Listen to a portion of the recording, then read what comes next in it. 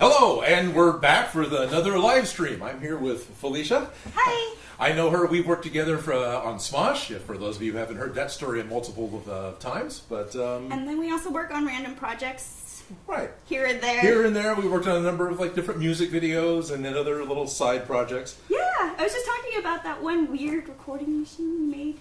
Right. And then we used the headbands to make it all spin. It was for a band called IDK How, and which song was it? It's Orange. Steal Your Girl or something like that, or I don't remember. That's what the lyrics were. I could sing it, but right. The video has robots in it. They're mannequins that kind of blow up at the end. But there was we made some machines that went in the background, and she did the robots, and I did a couple of the machines, and the main robot control panel, and that was a lot of fun. So that kind of came up. So we work in similar spaces. I work at the studio right over here. That's just outside that door a lot, so I come bug you. That's what. Oh, and let's see. As a live sound check, I want to ask to make sure, does everything sound okay? Am I too loud? Is it too echoey? I'll give it a second. So, wait a second for everyone to respond on that one. Let me pop check. Pop out chat. Micronize that. Do you have a pencil? Yeah. Are you trying to get me with the teeth? Nope. Mm-hmm.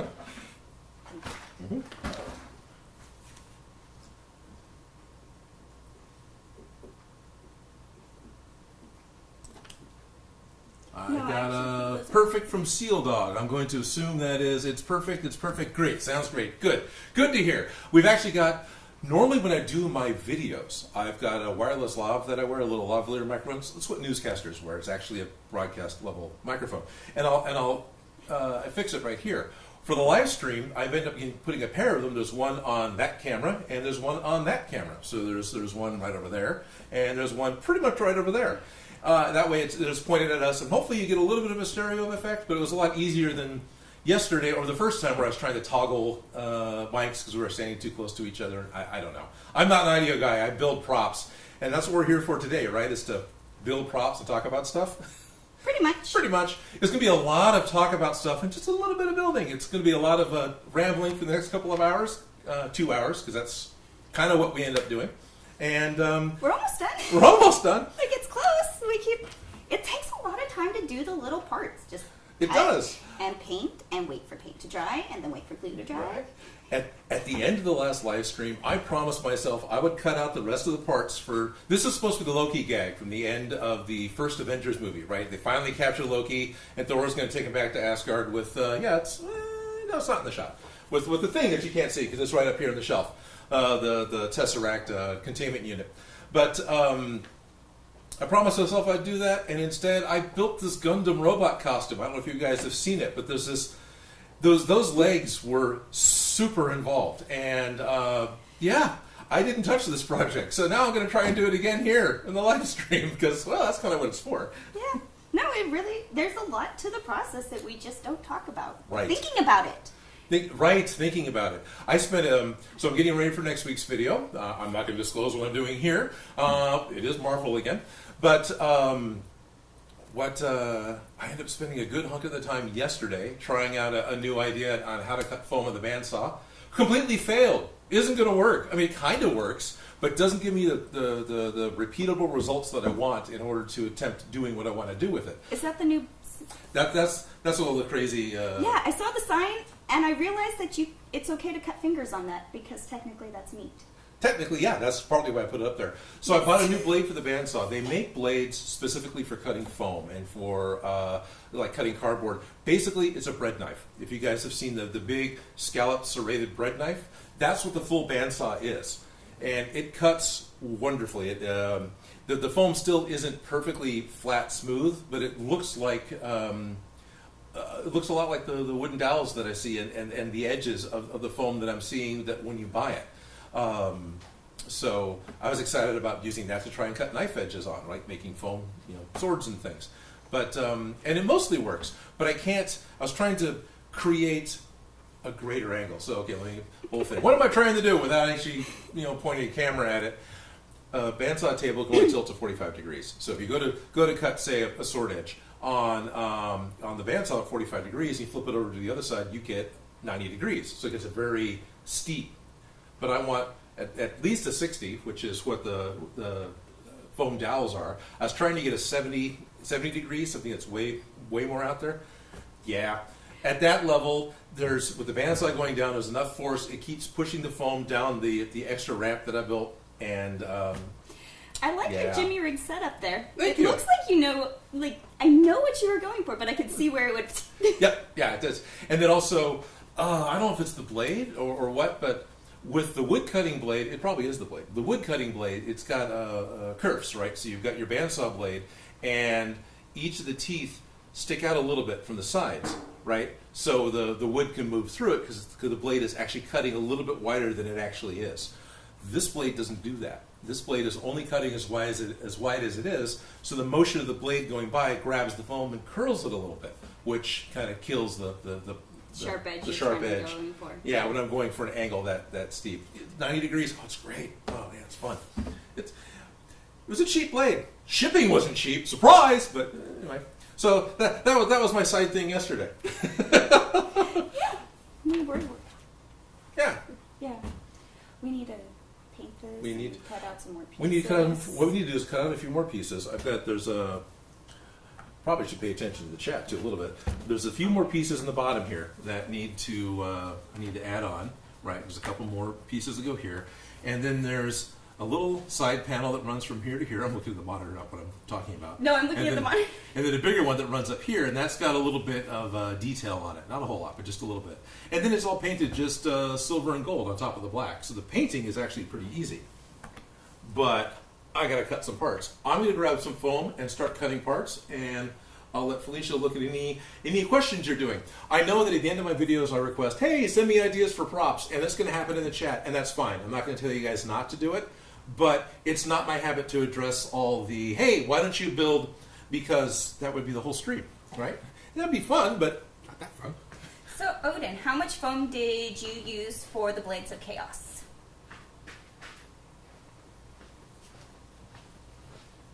Totally distracted you. You were on a path. Right. Well, I was going to go get the phone. That's the other room, but the microphones are here. For the Blades of Chaos, which happen to be right here. I have a set of those in my garage.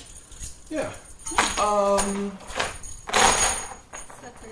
Maybe it's different. This was cut out of Harbor Freight foam, wasn't it? This was cut out of format foam. Remember, right? If I remember right. Yeah, it's the stuff. Well, not the stuff we're standing. Not quite the stuff we're standing on. So I think I used two sheets of Harbor Freight floor mat, and then this is foam clay. Yeah. Right. And then this is actually HD foam, if I remember correctly. I wrapped the 2 mil HD foam around it, and then did a little bit of burning to get the edges. And then this, what is this? This is HD or something similar. No, I think it's just more. This wasn't 10 mil HD, was it? No, because this had the texture on it that I tried to sand off. So yeah, so probably two squares of the floor mat foam from Harbor Freight Tools. This is lamp chain. I want to say shade. It's lamp chain. Yeah, the ones that I have. So I have the ones from Smosh, but we never used them on a single video. We just had a pair, and I had to rip them apart to make several costumes. They've been zombies. They've been the. Oh, because it's actually gauntlets? They had the sturdy gauntlets and the The Hidden Blade? No, the blue No, guy. sorry, wrong franchise. Yeah, anyways. They've been in a lot of pieces of the costumes, but they used a plastic chain. And it had that bulky look with the lightweight, but the paint just chipped off. Right. And I'm saying I'm getting some paint chip here, but I'm not taking care of it. Yeah, I know. You also have to seal it. Right. When you're but yeah, the chain was different, but I like the real chain because it gives it that sound when you're handling it. Right. Which you hate for sound for. Which you hate for sound. Well, at least my microphone isn't right here while I'm holding chain. That's good. But yeah, and a heavier chain would have a different sound. This has got a pretty light sound, but still. It has that Marley feel. Yeah. Well, give me a second to walk off and find my foam I want to cut. Wow, there's lots of chat, so I missed. We're pretty down. But somebody asked if I should make Toby a Shrek costume. He has been a dinosaur. He does like playing dress up. He likes wearing sweaters. He likes wearing hoodies. He likes play. Yeah, he's totally a costuming dog. I don't think we can see him. I tried to push the camera up a little bit. No, he's just out of frame. He's over here. Come here, baby. No, he is. He's comfy. He's set. Go ahead, one. One. Okay. But anyways, yes, Shrek. He would be adorable in a little Shrek vest. He would be adorable in a little Shrek vest. That might happen. It's very easily. I probably have something I can make happen. We'll see. Anyways. Yeah, and once again, I didn't make the patterns for you guys. Why? Because I'm a horrible host. That's okay. This is all live. It's the actual process without the filter. Right. Where we bullshit most of the time and get a little bit of work done. Which is actually more and more normal. If there's multiple people working, there's usually a lot of, Yeah. Wait till the last minute, because that's when I usually get the notice, and then get it done as best as I can and then fast as I can. So we got Howdy from San Antonio, Texas. Oh, sweet. Yeah, I'm happy doing shout-outs to the world. Hello, San Antonio, Texas. Who's that? Benjamin Samudio. All right. Howdy, Benjamin. Hello. Let's see. Hey, Odin, it's Nick from Patreon. Right on. Hey, Nick, how's it going? Did anyone see my cat? No, I have not. Toby's afraid of cats. No, he's not, but... No, he's not. So Nick was the one, I think I brought it out last time? No, it was the Patreon stream. So I made the... Let's go and do this on a public stream. Behind us here, you can kind of see the staff from Pixar's Onward. And in the video that I put out, I made a cast of the gem, and I put a flashy bouncy ball from Easter into it, right? So you end up planks, which worked great, but that's not what I wanted. Yeah. Now, I haven't finished doing it, so I talked about this, and Nick was nice enough on Patreon to pipe up and say, hey, do you need help making a 3D object so you can 3D print one? It's like, sure, that sounds awesome. And he quickly threw one together. Now I'm going to walk off camera again. That was awesome. Yeah. Sometimes it's just thinking about how you're going to do the project. Right. Okay, howdy from Florida. Stop demanding him to make things. He hasn't even started this video yet. Yeah, I haven't even started this thing yet. So this is the... you hit 3, would you? 3. Let's see. Can I get in front of Sage? So this is the gem that Nick made for me. Nick, get out of the way, Sage. Here, I'm just going to put him over here. And our project's totally sidelined. So it's he made me a nice 3D geometry. I printed this with translucent resin on my resin printer because the idea was I wanted to be able to make it light up, and I was much happier with this effect than what I had in my official video, which was way duller as far as making it light up with a flashlight from underneath. Having it sparkle is a lot of fun, and it's actually really kind of cool. Yeah. But this is what I wanted. I just wanted it to glow. And sometimes there are happy accidents. Like you make a mistake, but it ends up better than you planned. And those usually are when you just kind of have to go with it. Yeah. You just got to go with it. But yeah. But, yeah. So I understand that. So it was great. It was just through chat, special order, and fully delivered. It's great. So now you can make 2. Yep. Actually, I've got 2. Awesome. Hoi from Brazil. Is that how you say hello in Brazil? Hey, Portuguese? Hoi? Hoi? Hola? Good morning from Australia. It's 2:30 in the morning here. But who needs sleep? This is way better. Not going to lie. I went to bed at 3 last night, and we were down here at 8 trying to get this together, and I was up a little early. But, yeah, I understand 2:30 in the morning. Hello, Australia. Yeah. I usually wake up pretty early, and I go to bed, though, early, because I'm in the mornings. I'm a YouTuber. Congratulations. You are right on. Hello, and I'm one of those, too. The sound is good. The sound is good, perfect. good. The sound is great. Good. Everything is right for me. Congratulations. Back up. You went back up to that? Well, I kind of just... There was a lot, so I went to where people said, hey. It runs by pretty quick, yeah. Yes. A little distant, but still great.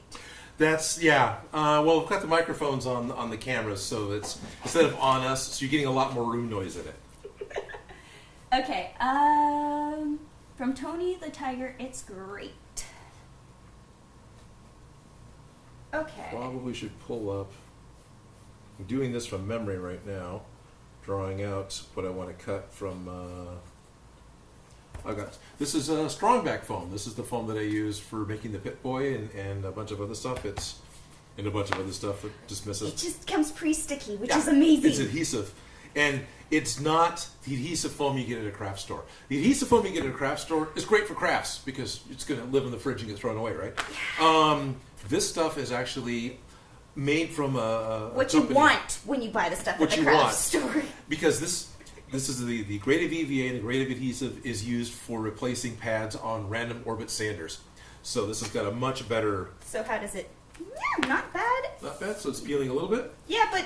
Okay. Yeah, I could do that same thing with the rubber cement, so whatever. But... Right. What I have done, I didn't do with this, is actually I put contact cement on the plain foam, and then this adhesive onto the contact cement. It doesn't gum up or make it too much? No, it worked great. The one I did for Quicksilver Babe, the Pit Boy, no peeling at all. And it's been 3 years and 2 years. I like how easy that stuff is. Oh, yeah. Is it repositionable? Not really. Okay. Yeah, you're kind of committed. Once you're in, you're in. Once you're in, you're in. But you can keep the backing on until you're ready to commit? Right. Okay. Works for me. And you want to do that. You don't want to let... I had peeled the backing off and then I set it aside for like an hour, forgot about it. It's not as sticky. Yeah, no, definitely not. Yeah. You have to wait till you're ready to... And then you do the whole peel and slide. Pretty much. Yeah. I'm going to look up a picture of the Loki gag because... Oh, there it is. Hi, Odin and Felicia. You guys should make a Shrek-esque for Toby. That could happen, actually. I might have something in my closet that would fit him. Now everyone's going to sing Smash Mouth. Hey, now. Yeah. Somebody has some 5mm foam and some wooden sticks. I feel like you're ready to do a project. There's quite a few things you can do with that. Oh, look at that. There's a... under his chin is actually a single. Good. You glad you checked? Yeah, totally glad I checked because I didn't remember. I know, you just eyeball it. I'm rubbing off. I've eyeballed it a few times. So when I had to make a whole bunch of like Star Trek props for a show that we did for Play TV back in the 90s, because I was such an original series Star Trek nerd, I was a Trekkie, a lot of them I decided I'd just do it from memory. Because I ended up being happier with how they looked, just going off of memory, because it was tweaked just enough. Because it's nostalgic enough for your brain to... Yeah. And everyone knew what it was. No one had any doubts that, that's the comm computer, that's the wall computer, that's the... Well, with the costumes, you just gotta get the essence. Yeah. It's the flavor and not... Right. Yeah. But there's a certain level of cosplay you want accuracy. No. I understand the accuracy. I 100% get it. But I'm rubbing off on the... it's more about how it makes you feel than what it... Yeah. There's some wiggle rooms there because people will get the gist of it from, just the colors. Right. Yeah. You have the right colors, people will be like, I get it. Anyways. Okay, so... Does Felicia have a YouTube channel too? No, I do not. I don't even have social media, but that could change. Is that as far as you want to tease it? Yeah. Okay. I guess. No. Sorry, I'm internet shy, but hi people. There are things like talking about face masks and stuff that'll get me out. But yes. Yeah, and you can find me in the behind the scenes of Smosh. Yeah, you're in. So all the behind the scenes. There's a couple of episodes you're in, but for the most part, it's all behind the scenes. Yeah, no, I'm like stripper legs in the background, kind of things. Ian's mom, she's so nice. She totally was making it right. Anyways. Right. You can't even talk about it without it sounding weird. Anyways. It's all good. Anyways. I was there. I understand. Were you? Yeah, that one. That one I was there for. Yeah, I built the set. No, I absolutely love Ian's mom. I love her, that lady. She's amazing. She's great. I've actually got a picture on my phone of Ian's mom as the mailman that gets killed. Right? So she can only be there briefly, then we use somebody else as the body double to be on the floor. So took a picture of my phone for continuity, so the other person got dressed and laid down, we put all the mail back around them. So I still have I have a picture of Ian's dead mom on my phone. Oh, I love his mom. Anyways, so I feel like Odin should make a nerd cave museum for all his creations. We're in it. I guess the cameras aren't really pointed at it. Yeah, there's a way I can do I this. think that we should get some video of his things in action. That's kind of my opinion on the subject. Yeah. They don't belong on a wall. I feel like they belong on people. It belongs in a museum. I guess. Maybe. Oh, this is such... Anyways. Trying to reposition the camera, but my lens is so small, it's not going to... So what do I mean by small? The field of view of the lens is really tight. So I go to point it up at something. It's like, well, that's the Buster Sword, and that's all you're going to see. Needs to be a little wider than that. I guess I could try with that camera, maybe. Okay. So I'm going to walk around. Santiago Molina says, hello, Wow. I learned a lot with your videos. You are a genius. Big, huge fan from Argentina.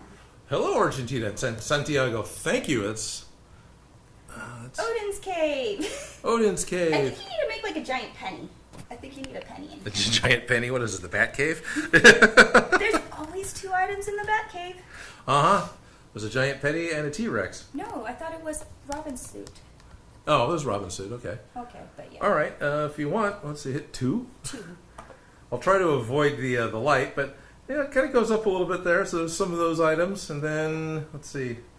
We got the Smosh props. We got the sword. Right. The Smosh props are obscured by the light and some of the other cameras. Okay. Then over there's the blue shell and some other tri-dimensional chess set, an old banner of me from a con. Pretty sure I'm on we're on the right thing. Sorry, this is handheld and wonky. But this is the Bat Cave. But this is the Bat Cave, and this is Yeah. There's We need a those. leg to stand on. So up there is the Tesseract containment unit, and I got Bumblebee's head and Loki's helmet. And actually, upstairs from here, I've got my office where I do my editing. And up there's more little things. There's my Pip-Boy from DIY Prop Shop. That's upstairs. A bunch of the smaller things I've done, like the flashy thingy. And let's go ahead and hit 1 again. Get off this camera. Okay. So how was the ride? That was the ride, exactly. Yeah. And the other thing I've got upstairs, and I'm waiting on my new one to show up, are my Emmys. I actually I am an Emmy Award-winning editor for the local PBS station, and this year I won my 4th Emmy. So those are upstairs too. Congratulations. That's Thank awesome. Okay, let's see. Odin's Cave, yeah. Odin's Cave, yep. Hello, Elamal. I'm from Belgium. Oh, right on. Hello, Belgium. Green top? I don't know. No, I don't think that's right. No, that doesn't No, sound right. that's yeah, no. No. Sorry. I was almost going to say which direction that is, but then I'm going to No. catch myself because I'll probably say it wrong. I'm decent with geography, but not perfect. I like maps, so I look at that kind of stuff. Barely been anywhere, though. All right, just like last time, have you thought about making something different, like a pair of dragon wings? I love making wings. They're one of my more favorite things. I made out of sticks and feathers and whatever Right. shit. I haven't made wings yet. I want to, and dragon wings, yeah, pretty much. Yeah. Gargoyle wings. And I've thought about some other types of wings that I want to do. I haven't yet. And I'll be honest, So many projects. so many projects, so many possibilities. Projects, so little time. One of the big reasons I keep doing stuff that's directly from movies and video games and comic books is search engine optimization, right? How do I make the gravity gun? Well, no one's going to look up, how did Odin make bat wings? Necessarily. At this point, people probably would. But when I started, nobody would. And so that's why I keep doing things that you know. And also, my typical art style, my preference for building is to emulate something. Yes, you very much like working off of a pattern where Yeah. hate the patterns, and I'm just like, can I just free flow? Right. And you go, wait, I have to free flow? No! Well, I am always, when I'm working when I'm imitating something, I know what I'm supposed to look like, and I can be happy with the level of what I've got done. When I'm freeform, You can I'm never nitpick happy forever. with it. I'm never happy No, with it. yeah. And to me, it always ends up looking childish. So it's partly why I don't do it. And also it's partly why I never finish the thing with poor friggin' boom toys, which I really should just do and just surprise them with it. Hey, I made a thing. Yeah. Smosh! Smosh! Anthony and Ian. Interesting. Yep. Anthony, Ian, Anthony. The order. Just kind of the way it rolls out. Usually Dewey and Anthony. Yeah, we used to say But Ian and Anthony, but Anthony and Ian works fine. It's more, alphabetical. yeah, it's alphabetical and makes sense, but yeah, Ian and Anthony. It's like it's one word, like they're the person, like it's Siamese twins. Well, kinda. It's not like, yeah. She looks younger. Thank you. I won't tell you my age. I grab a piece of pattern paper. Me, Toby. Hi, from India. Hi, India. That's awesome. What is your relationship? Friends, partners? No, we are co-workers. Co-workers, yeah. Yeah, I worked at Smosh, then he came on, we worked together, and then we work in similar spaces and spheres of people, so our projects often overlap, and I come and bug him all the time, is what. Right. Yeah. Yep. Yes. I'm at a convenient place for her haunts, so she'll come by and haunt. I often do music videos right there, Right. and then I come over here and steal your tape and scissors and... And then on occasion come by and gift me with Sharpies. boxes of Sharpies, and yeah. Well, if I use up all your spray paint, I might as well give some back, but... That's nice. Appreciate it. Thank you. So, I wish I could remember off the top of my head some of the names of the music videos that we've done here, just so we can go. So there's one, the band Werewolf. It's two V's. I love that one, yeah. Yeah, because it was. That's the chair with the spray paint, and we had to figure out how to make the spray paint solidify on vinyl. On vinyl, right? On vinyl, spray paint and vinyl do not mesh. Do not mix. Nope. You need to use this vinyl spray paint that you get from the auto parts store, specifically meant for vinyl interiors of cars. Yep. And then use that as a primer, get your spray paint on, and then it's still maybe slightly tacky. The paint that you use as a primer, that one you can trust. But the stuff, if you put it on top of, still may react with the vinyl. Oh, okay. So I've And never we- done anything that big. Yes, remember you're the one who helped me with the baby powder, because we powdered that chair after. Was it the chair or the? I remember being powdering the dinosaur. Well, there were chairs and dinosaurs, and there was a lot of projects all at once. Right. It's All right. There's a lot of weird shit. For music videos. Yes, it gets mashed together, but you But, did the head. yeah. And I did the head, because the head for the music video was an old TV monitor that we gutted out, and I put in a false front with some blinking LEDs. So the guy is wearing an all yellow suit. He's just all yellow with a TV head, and rock it out in the chair. I was given the directions of an 80s studio Tokyo apartment Okay. that's all blue, and then when he beats it with the hammer, it needs to explode with color. Like, Okay. but it also needs to be possessed. The room needs to be possessed Evil Dead style. Right. So, Yeah, it was. Everything danced around. I remember yeah. So watching wasn't that an accurate description of what ended up happening? That is totally an accurate description. All right. Yeah. So, Lots of fishing line bouncing things around. oh, it was fun. But yes, random projects like that, we often overlap, but there's so many weird things like that that we never really Right. talk about it or have a chance to even remember it happened before it's already on to the next one. Yeah, It's especially more Loki and like it. Smosh. That was a very, very hectic and A lot of content. a lot of content. Yeah, that was a daily job. That was great. Is your name really Odin? My name is really Odin. That is my given name. Yes, Odin. Odin. Hello, I am Odin. Yes. In that voice Yeah. too. It doesn't work in any other one. Odin. My dad wanted me to have the initials of OCA because that was the initials of my grandfather and the initials of my oldest uncle, which is kind of this little thing that the family did. Okay. So instead of naming me something that I would not want to use, like my grandfather and my uncle, who both ended up going by OC because they hated their names, he found, oh, we'll use this one because he'll actually use it. And yeah, I do, to the point of I don't use my last name. You got a share thing going on. Yeah, I kinda. love it. My grandpa hated his name, and his grandpa hated his name. Yeah. I'm going to give it to you so you can... So you can hate it too. I love it. That's actually what happened to my grandparents. Oh, gotta appreciate that. Okay. I'm your biggest fan. You are awesome. Apex Pro TTV. Hello, Apex. Thank you. How's it going? And Stephanie Grant is Batman, apparently. And Stephanie Grant is Batman. And M. Crawl Hassan says poop. Oh, alrighty. All right. How many languages do you know? Barely one. Barely one. But I like to figure out how to say hi to people in their own language as best as I can. Right. So, I speak American, and that's about it. yeah. Yeah. You can say hi in Russian. Privet. I sure as heck don't know English. Hola, ¿cómo estás? Aloha. Aloha, there you go. I feel like I know more, but I just am blanking because it's... Right, I pick up on words, and I was using the app Duolingo for a while to try to learn a little bit of Spanish.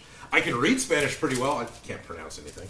I can't pronounce anything in English. But Spanish is nice because the vowels always make the same sounds, unlike English. So you know an A is always going to sound like the same A. Okay, So at least good. there's that. All right. Hello from India. Hello, Will you India. ever collab with Hacksmith or Colin First? Hacksmith makes a lot of really functional stuff. He's in Canada, and he's incredibly talented, and makes he's what's he working on right now? The power loader from Aliens. He's making a big, fully functional hydraulic power loader with laser cutter, and he's done like electromagnetic Mjolnirs. He's made half a dozen or more Mjolnir hammers that do what it's supposed to do. One throws lightning. One's So the magical props that you really want. Right. Yeah, And he's awesome. What's nice is he's commented on my channel. And Colin Furs is a delightful Englishman that he was a plumber that knew how to tinker and just started making wacky working things. Okay. Yeah. So I love people like this. yeah, he's done stuff with eBay where they sponsored him building a full-size TIE fighter, basically. But he also does other things like a giant swing set, specifically to go 360 on it. Awesome. Yeah, so he was swinging on it, and I'm hired to my house, Colin, and he's been around a while. Colin's been so he's you'd be a open internet to it. staple. Oh, totally. Like if y'all want to. He's down. All right. Hello from Japan. I have a challenge for you to build Cyrus helmet from Mortal Kombat 3.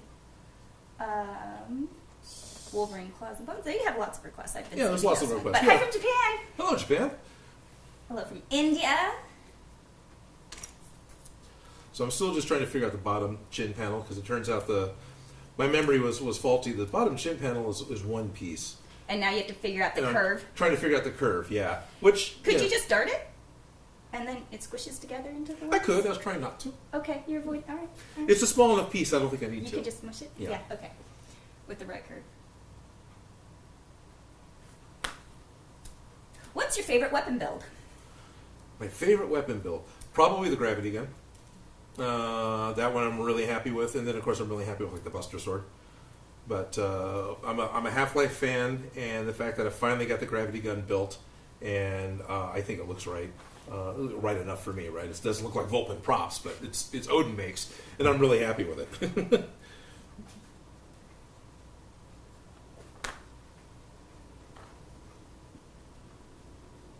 So, what has been one of your favorite builds at Smosh, Felicia?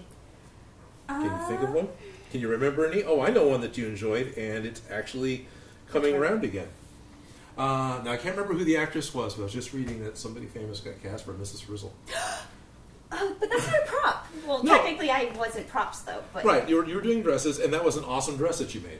Oh yeah, the Miss Frizzle dress. Does anyone remember the Miss Frizzle dress? I love Miss Frizzle. She's like a special place in my heart, and her dress always reflects the episode, the theme of the episode, yeah. Like what you're learning and stuff. And so since they were taking her off of the edge of the crazy train, Right. I figured her dress should reflect it. And I have the original drawings. I tried to draw really angry uteruses, but then it didn't look like correct. So then instead of them being angry like this, they ended up being anyways. But Which I love the idea of angry uteruses. Aren't they angry anyway? I try to explain like to these guys going, so I want to make this dress and I want to put like butcher knives and angry uteruses on it, and Ryan just looking at me saying, could you just draw me a picture? No butcher knife. Okay, can do, you know. Right, I can let that go. But yeah, I think that is one of my favorite dresses just because I really love the character, and then I really love the martini way. glasses too, right? Oh yeah, it was Xanax, martini glasses, and angry uteruses. Okay.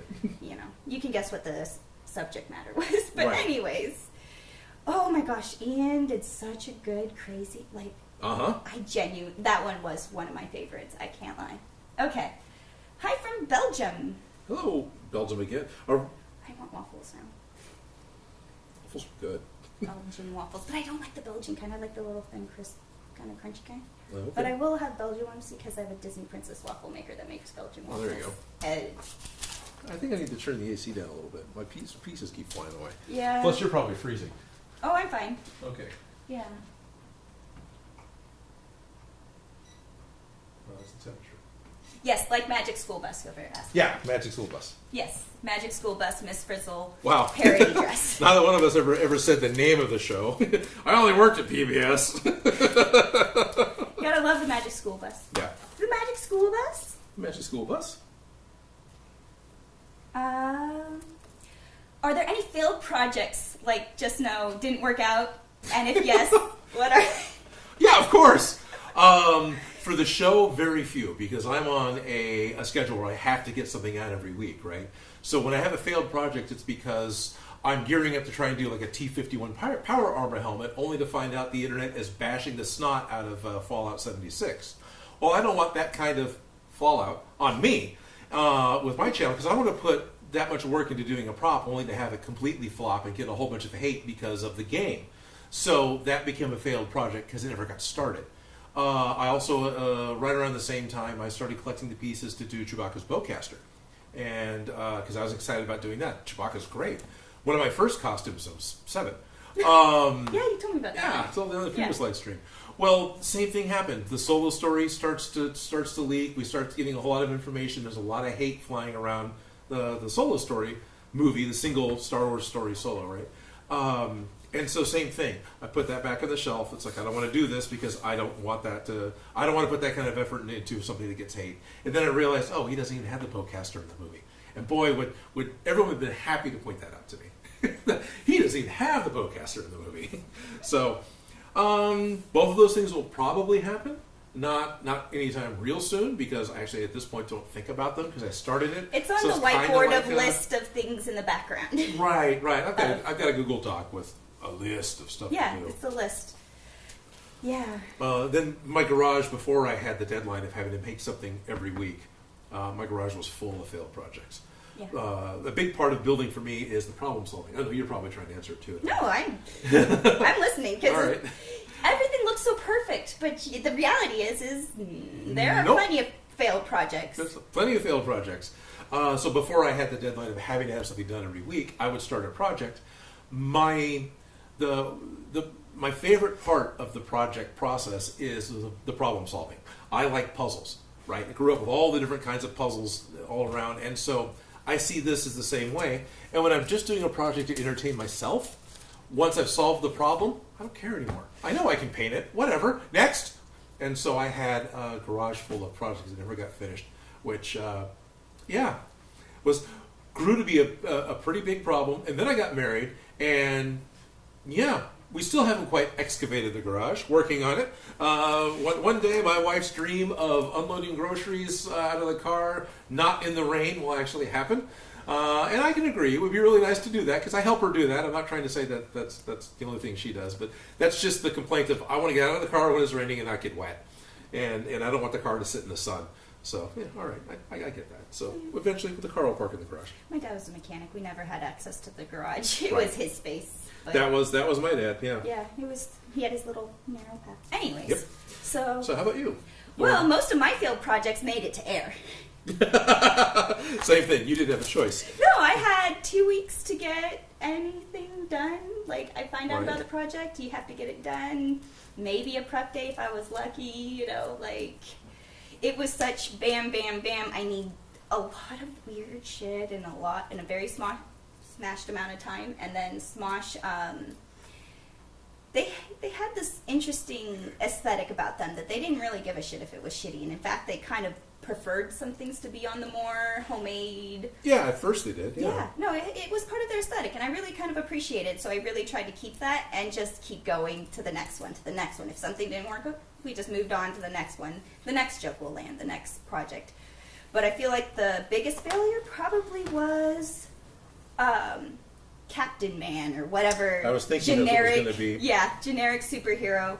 I was told I needed to make a original superhero suit, male and female, and the guys needed to come apart so Iron that we Man could style. put it in reverse to get it all like it's like shooting onto him. So we were going to start with it all together and then just pull the pieces off, and then it's supposed to reverse footage. Yep. would make it look like it's coming on.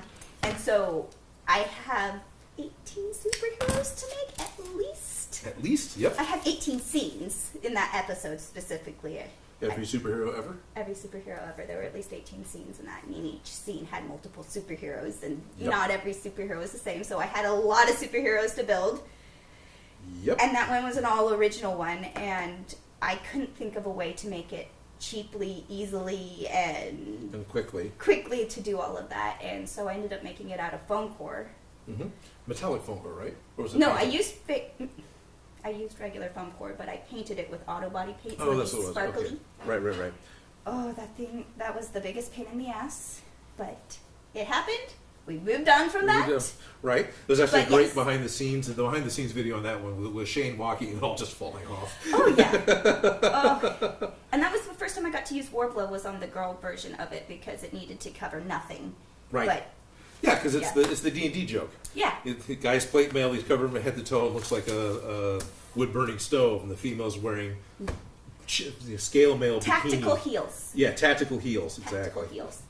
Also, well, they're pretty sharp and pointy, you know. But Right. Tactical heels, right? Okay. Let's see.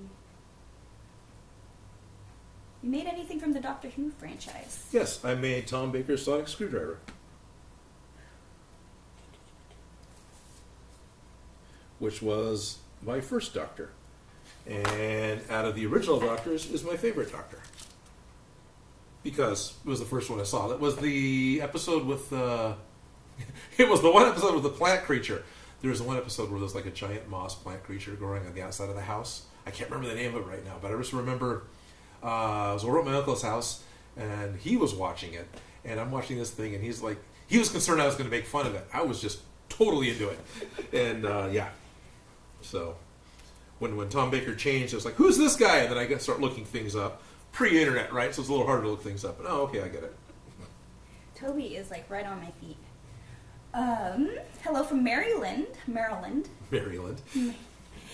Reading it. And then hello from the Netherlands. Nice. Can't speak right now. And I was somebody who's from Cyprus. Hello from cool. Cyprus. I'm a big fan. Hello, Cyprus. Hello, I'm from Italy. Right on. Hello there, Italy. Hi, Italy. Yeah. In the middle of little Italy, little did they know they riddled two middlemen and didn't do Italy. I don't know. Favorite tongue twister. You go. There are days where I have a hard time just saying, "Hello, I'm Odin, and welcome to Odin Makes." I just don't. That doesn't come off. Yeah, good to put the tongue. Would you love to see you make stuff from? Okay.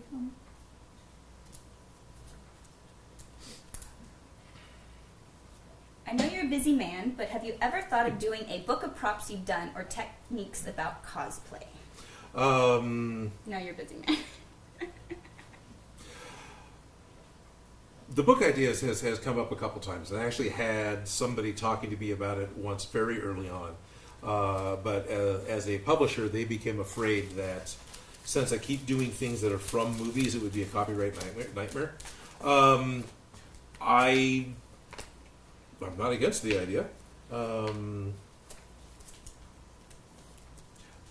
kind of wanting to try and get a website together too, that could have a little more of that on it. But a book would be great, yeah. And then I also think you should get these things in motion. Get these things in motion? Video. Oh, video of them doing something. Yeah. Of not being sitting on a shelf. Right. Yeah. I think it's a waste of them sitting on the shelf. Sorry. I'm not going to argue with you. Okay. One of these days I'll get done drawing and redrawing a pattern. I'll actually cut a piece out. That's okay. I Yep. This is haven't done what you anything do. yet. I've been reading these chat people. Hopefully they like that.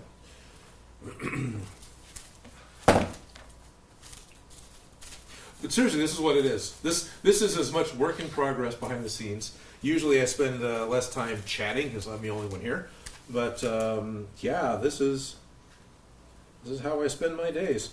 And sometimes I am making patterns over and over and over again. So I'm on what? This is number 5, 6 for cutting this piece out, trying to get it so it fits and looks kind of right. Yeah, because you were not doing the dart, so you are kind of having to adjust the curve, aren't you? Mm-hmm. Mm-hmm.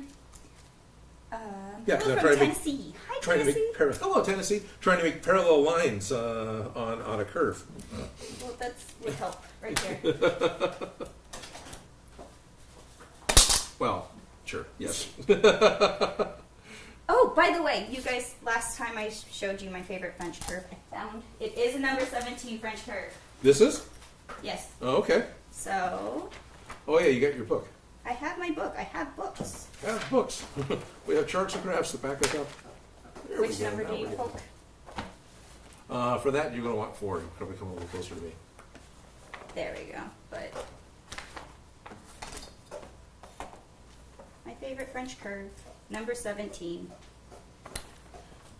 And this particular book is the book that we used for doing the body form. We did a body form with Hercules, and this, I had originally borrowed the book from her, and then it became, you want to just come over and help me with it? Yeah. This is, I took a class at City College, I want to say more than 10 years ago, and my teacher wrote this book. This is her daughter, and I think it was one of the last few classes she ever taught on how to make these dress forms, and so I got to make one of these, and I absolutely love it. And look at all these ladies with their own personal dress forms. I believe this lady over here has an arthritic hip, and you can't tell because she always builds her clothes to match. That's right. Yeah, right here. This is the lady with the arthritic hip. All right. It's like bigger on one side than the other. Maybe and if you hit 3, it might be a little closer, because that's like, well, no, sorry. No. All my cameras are far away. Well, right? anyways, because she has her own dress form, she can kind of adjust and play with lines and Okay. bring down the visibility of her Of her hip. You know, because Yeah. you can see your you know, you can That's adjust fine. it not on There you go. not on you. But anyways, it's always nice to have a dress form of your own self. Yeah, for sure. That's number 17 French curve, just so you know, and that probably would help you with what you're trying to do. Probably. Might, just a little. Hello from Northern Illinois. Oh, Ayala nice. is Illinois, right? Yes. Yes, okay. Hello from, yeah. Right. The whole from thing was Canada. fun, but yeah. What that? Hello from Canada. Oh, hello, Canada. Canada. And Turkey, Nevada, and Jamaica. That's awesome. That's a very diverse list of places. Yeah, in a hurry. And Milan. Hello from Germany. Jamaica. Right, exactly. Actually, I'm thinking Animaniacs. United States, Canada, Mexico, Panama, Haiti, Jamaica, Peru, Republic, Dominican, Cuba, Caribbean, Greenland, El Salvador, too, Costa Rica, Colombia, then Venezuela. Whatever. Yeah, that's okay. That's about as far as I can get. I know, but the list changes often, so... Right. Well, the cartoon doesn't, but the No, real list actually, does. the guy who did the voice, he went and did an updated version. Oh, he did? Did he? Yeah, Oh, he good went for back him. and he's like, okay, here's the ones that aren't on the list that are now. That are And he did now, right. Yeah. I think my favorite line, because it was brand new at the time, was Germany now in one piece. Germany now. Yeah. Yep. I liked Guam, just because Yeah. it sounded... Hello from Ukraine. Oh, awesome. Hello, Ukraine. Hello from Colorado. Was that Neil? You know someone in Colorado? Yeah. My cameraman that helped me with the start with the show, he moved to Colorado. I miss Puerto Rico. I'm sorry. I didn't mean to. I love Puerto Rico. Animaniacs rule. Yes, they do. Yes, they do.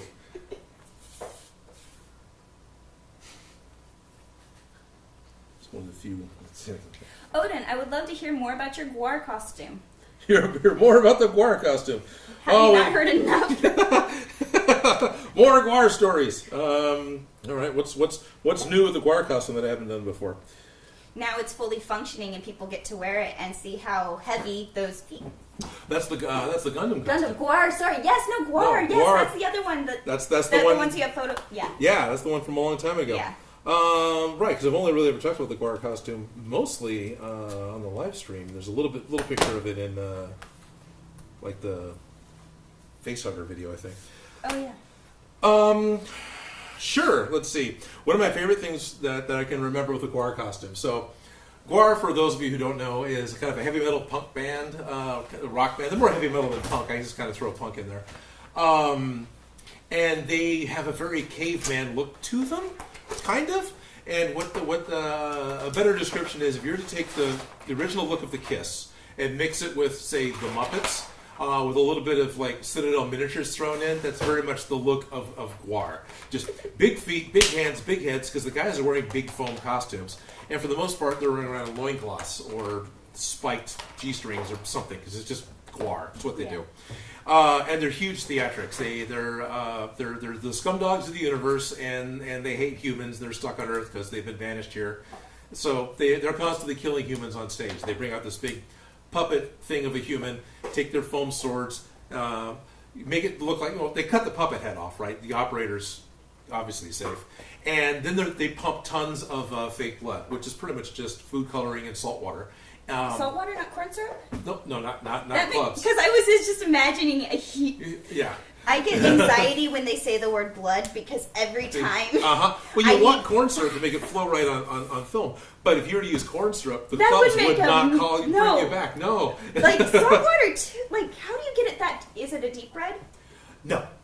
It's a good red, but it's a good cheap red. Okay. It's a big part of it, right? They're making you need a lot of it. Yeah. It's going to be spraying, and it's going to be making red dye. Right. And then they make other colors too. No, it sounds like a horrible idea. And it has to be safe that you're spraying in the crowd, that it can get in their eyes, get in their mouth. And stain their clothing. And stain their clothing. All of which I've experienced. And that's why I say it's salt water. I think it's got a lot of salt in it. But anyway, so you're wearing this costume, and I was the character Ballsack, the Jaws of Death. Ballsack is very much like a minotaur. He's got the hooved feet. He's got huge spikes on his shoulders, and his hair is a bear trap with bull horns and just a ton of hair. Really, that's all there is. In between here and my knees, really wasn't wearing anything. Still, we'd go up to, say, Lake Tahoe for a costume contest in Halloween. So it's snowing outside at night, because that's when costume contests are. And we would come out at the end of the contest, and you start taking the clothes off the costume off in order to get back into the van to go back home. And I'm steaming. Because it's all leather and latex and foam, so it's all this insulation. I'm not cold at all. Just steaming. And then you'd pick the costume up, and there'd be this wet spot on the ground from the costume. Yeah, it's a little... I worked at costume shops. Yes. Yes. No, that is very common.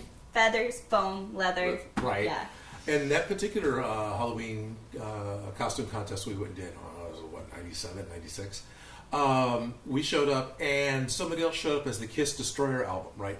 Totally not planned for us to show up as 4 or 5 members of GWAR, and you get all 4 members of Kiss with all the, they called them the love slaves. It was the women that were on the cover of the Kiss Destroyer album. I think that's the right album, but there's a bunch of women that have Kiss makeup on. So all of their friends were there as well. And Kiss went on first, right, or before us. And so the crowd gets to cheer for them. They go off to the side. Then they call us out. And then they motioned us to go over and stand in front of Kiss. It's like, okay, we're going to block them because we're big. And so I'm standing there. I've got my hooves on. I'm tall. I've got a little loincloth on and all my stuff. And I'm just kind of standing there. And all of a sudden I feel one of the women behind me kind of reach up and just check. It's like, yeah, he's got underwear on. It's like, hello? Yeah. Yeah, technically, but whatever. I can let that go because it's not something I live with every day. But it was, it's fun. Yeah, it sounds like a party. It was a party. That's exactly what it was. Hello from boring old England. Top of the morning to you. Top of the morning to you. Well, it's evening. Yeah, it's the morning to me. So good morning. It's morning to us. It's way past tea time and. Hi from Chicago. All right. Awesome, Chicago. Hi from Norway, UK, Excellent. Tijuana, Mexico, West Virginia. Speaking of Fallout 76. Yeah. I wonder how many people are just listing random places. It's very possible. Yeah. And so since we started the game of calling out, it's going to be Where are you a lot from? of fun to see people pulling up. It's like, hello from Antarctica. So I used to play Counter-Strike constantly. I played Counter-Strike beta, right?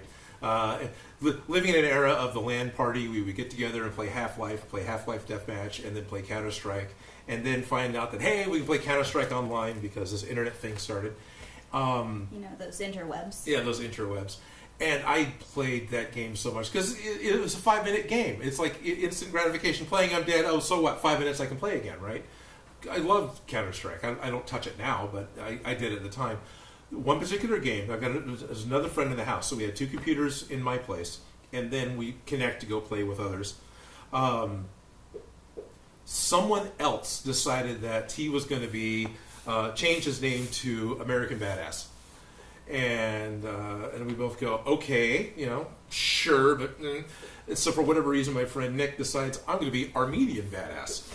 And so he changes his name to that, because we're on the same team, right? So at that point I go, fine, Antarctican Badass. And then someone else comes on, Australian Badass. And so our whole team changed to A Country's Badass. That was just, because of GWAR, Antarctican Badass. Works for me. That's a lot of Sharpies. Yes! Yes. Okay. So anytime Sharpies are on sale, I always buy them. Like you get the cases, and when they're a good price, I buy a lot of them. And then I went to this garage sale, and this lady had the mega load of metallic Sharpies. This is like just a few of them that I shared. Yeah, she gave me some of them. Not even a lot of them. I had most of them. I gave him a few. And so the Target had these on clearance right before quarantine hit, and look at all these Sharpies! That's awesome. I like these metallic ones. They're really, like, these shades right here are, like, really, like, bold, and I like how they... They're very bold. Yes. They're very cool. They're really cool, so I like using them for details. Gotta love Sharpies. I think they're underrated, but there's a lot you can do with Sharpies. If you need to get Sharpies off of things, hand sanitizer. Mm-hmm. I was just thinking the same thing. To erase Sharpie marks, rubbing alcohol. Yeah, don't use the greasy stuff. Don't use the greasy hand sanitizer. Degreaser. Oh right, I've had people just use oil-based stuff. No, degreaser. I don't know. It's a hand sanitizer, alcohol spray, Windex. Okay. I just use straight alcohol because I've actually got it here. Yeah, I use hand sanitizer because usually you can find that in someone's purse. Right. But it gets it off your skin too. Oh, cool. Sharpie, the hand sanitizer on your skin, you let it sit. Uh-huh. And if it's on a surface like this, you can just let it sit with the hand sanitizer on it. Okay. I usually walk away, come back, and then it wipes right off. So we have big white tables at my job, and those need to stay big and white. And yes, so they do. If I get any marks on it, I usually just hand sanitizer, let it sit, wipe it, and they're still white. So that's awesome. Yeah. I'm from Norway. Hello, Norway. The other thing I found out for it's actually usable. So walk away. And I try keep to talk. picking your saw, so you know. I don't care as long as I hurt your shoes. Something else with rubbing alcohol, it actually debonds hot glue. Really? Yes. That makes a lot of sense. And it doesn't have to be the hardcore stuff. I've got 99%, 95% because I need it for 3D printing. But 70% rubbing alcohol will, you've got your thing hot glued down, just pour some around it, let it sit for a few seconds, and you can start peeling it up. That's nice. So a little in a spray bottle. Yeah. Yeah, it'll unhot glue stuff. So I was undoing some things just recently because I needed to reuse them for something else, and it was just this big glob that the PA had used. Sometimes you get a project, and then you just inherit a glob. It's all right, and I just poured it, and it peeled all right off. It was satisfying. That's the word for it. There you go. I need a piece of cardboard. Is YouTube your full-time job, Odin? Yes. It is Odin's. Yep, that's all I do at this point. Me? No.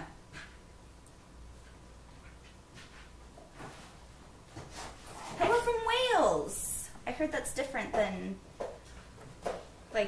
Wales is its own place. Yeah, because I have Welsh in my lineage, and I was told is different than English. Okay. I don't know. Yep. Yeah, I haven't been either. I am such a mutt here in America, so. Right. Yeah. I'm from Arizona. Right on. I've been to Arizona a couple of times. I drink their green tea. I love it. No, I have friends from Arizona. Oh, when the gymnasts came over from Arizona over to work out at our gym, apparently they couldn't handle the heat because Arizona's so hot that they always have air conditioning. And then in the janky gym I always grew up in, we had broken air conditioning all the time, so it was always hot. And so they had a really hard time. Even though they're from Arizona, with the Sacramento heat, because of... Yes, we have plenty of practice being in the heat, and they have plenty of practice of amazing air conditioning, and we didn't have that. So I just remember that about the Arizona gymnast I was working with. Anyways, is Odin gluing on the Loki's face mask the material tape? So the material... you explained what this stuff was, but Right. I think somebody would like to know. Sure. Well, people come and go. I'm not actually gluing it. What I'm doing is I'm using a product called Strongback Foam, and it is it's a denser EVA foam than craft foam, and it has a self-adhesive back, and it's a very strong self-adhesive. So I'm cutting out my shapes and then peeling the backing off and just sticking them down. Now, long term, it might peel up a little bit because there's a lot of movement here. If I had put contact cement on the base layer and then just the peel and stick on top of it, it would be permanent. I made a Pip-Boy that way, which has a lot of curves and a lot of tension on it, and it's still together. It's 2 years old, still together, and still holding up just fine. So with this particular build, I'm working on making the individual plates and sticking them down. I'm working on, there's a secondary layer that goes here, which obviously I just cut wrong. I cut the wrong edge. Oh, good. I'm glad I'm talking about it before I cut my foam. So I'm going to redo that. So I'm making this piece. Yeah, I'm just sticking it together because I thought it would be a quicker way to do it as a live stream instead No, of I standing completely here love huffing that paint. product. Yeah. Yeah, no, waiting for glue to dry and waiting for paint to dry is the worst. Pretty much, if you're in a rush, yeah. Yes. Okay. So that Hello was from wrong. planet Vulcan. Right on. Welcome to Earth. Yes. Have you done any more? Hello from Wales. Have you done any more 3D printing yet, Odin? I like that you have resin 3D printers. Oh, They're so much better than the other. I love the 3D printers. Yes, actually, I've got a print running upstairs, but it's kind of boring, but kind of exciting. I'm printing a tool for the table saw. So I'm printing a. It's Is a that going slide. to solve that problem? It might. Okay. It's a right angle piece that'll fit into the sliders that go on the side of the table saw where you usually have to help you guide through it. But it's a right triangle with some edges that pop up, so you can actually use the table saw to make your miter cuts, and it is 90 directly on that rail. So you can just simply spring clamp your piece to it, cut it, spring clamp the piece to the other side, cut it, and make your frames or whatever. A nice functional print. Yeah, a nice functional print. Yes, what you want printers for. Well, yeah, I have exactly. a problem. Can I print a solution? Right. Or is it more of a problem to get anyways? To get the solution right. Yes, right. Hi, this is from India. Hi, from India. Oh, I think Brazil. Brazil, And Michigan. That's this one. Michigan. Okay. Michigan.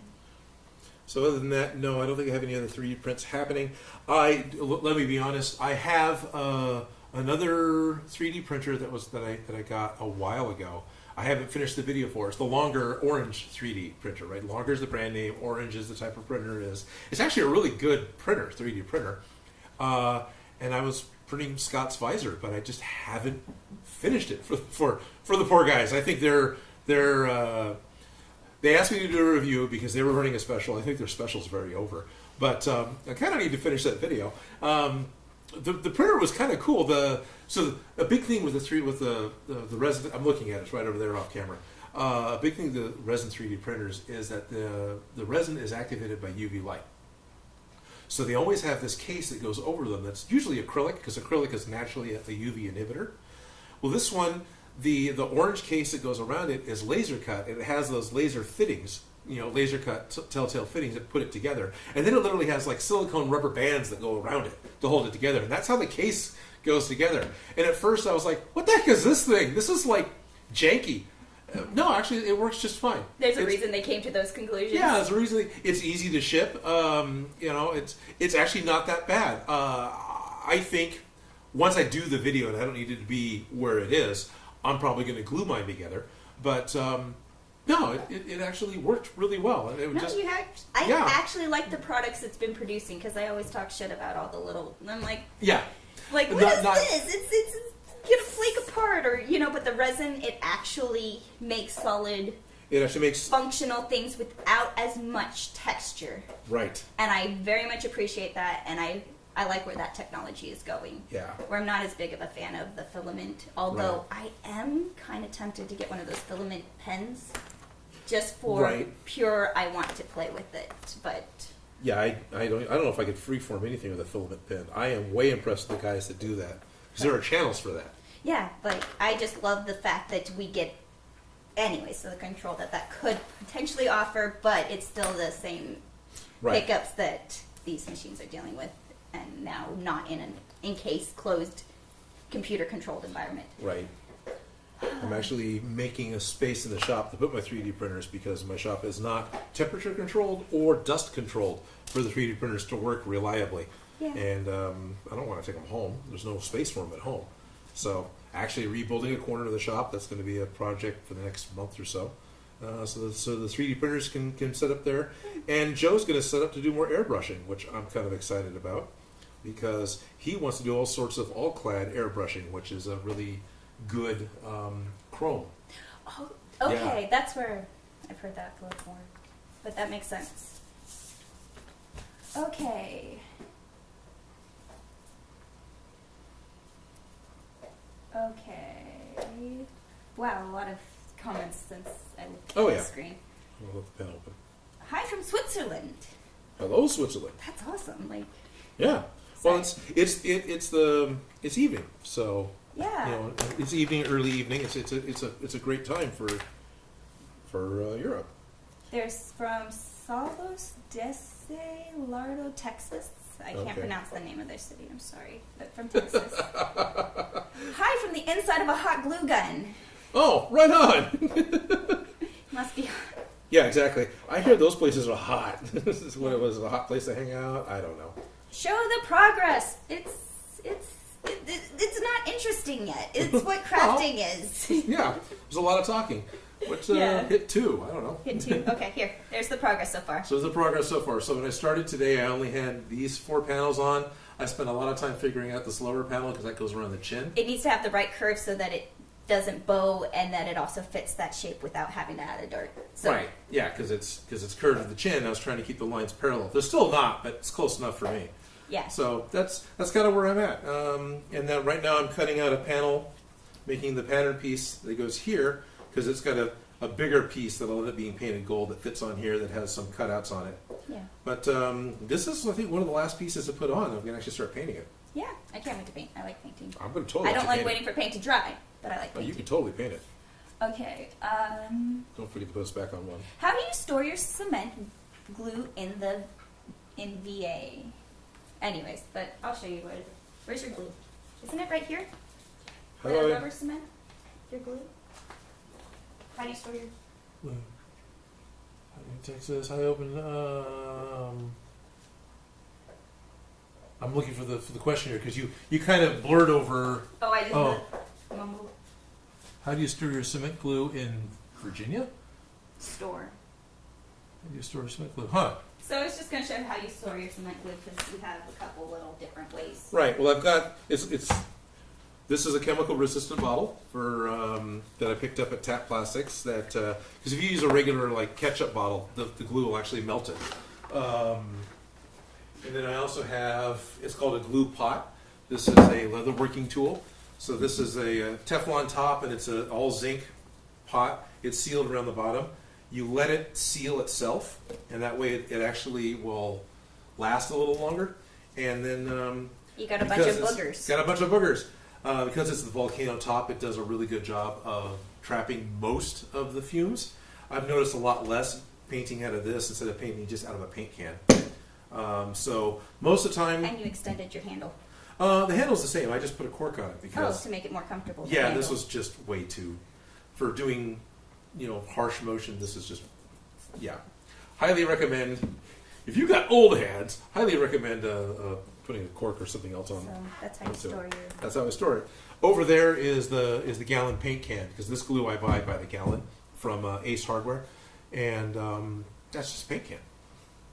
Okay. Is that the question, or are you trying to ask how to store glue in Virginia? Because if it's too hot or too humid, does that affect your glue storage? Well, thankfully, I'm in California. I don't really have much of a humidity problem. Heat, yeah. Yeah, there's definitely a heat. There's definitely a heat problem.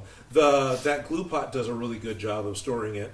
There comes a time towards the end of using it, because it's always open, that a lot of the chemical that makes it watery, the thinner, has outgassed. What's the term for stuff losing its stuff?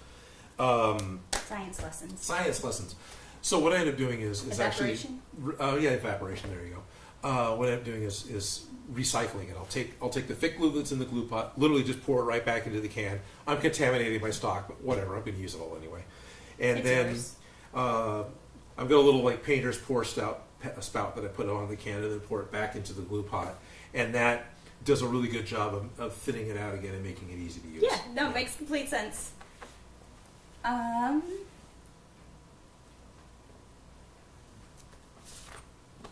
from Switzerland, got that one. Hello from Soviet Russia. Privet. Soviet Russia? Hello. Hi from your girl's house. Hi, Odin. Have you ever considered making any? I'm actually making something right now. Well, right on. Hello from Slovenia. How do you say that? Not even looking. Slovenia. Slovenia? Slovenia. Something like that. I'm going to pronounce it wrong too. Yeah. Howdy from Texas. All my friends love watching you use foam instead of just 3D printing it like everyone else in the love the videos. Right on. Thank you. Foam is amazing. Foam is amazing. So, old school crafter. I didn't have 3D printing, so growing up, you made everything by hand, and so that's my style, and I still enjoy doing that. And also, it's partly because of that, I get disappointed in 3D printers a lot. Yeah. I'm not getting the what I want out of it. I just want to make it like the. Yeah. No, I get it. Yeah. I'm going to have to recut that one.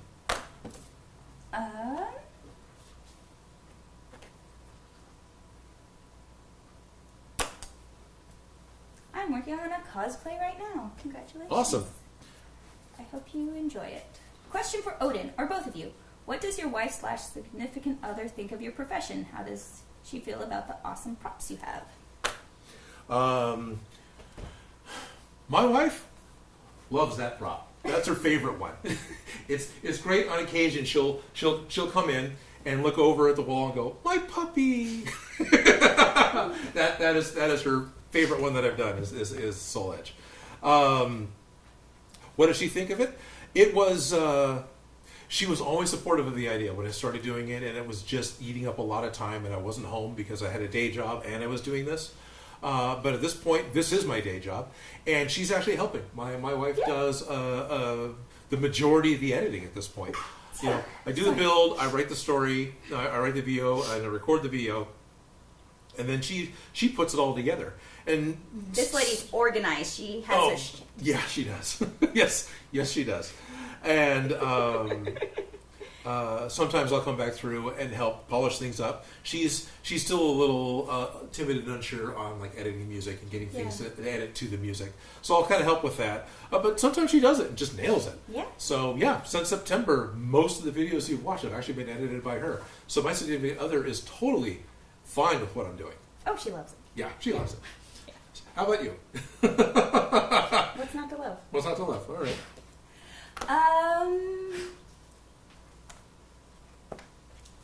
Okay, I haven't drawn yet.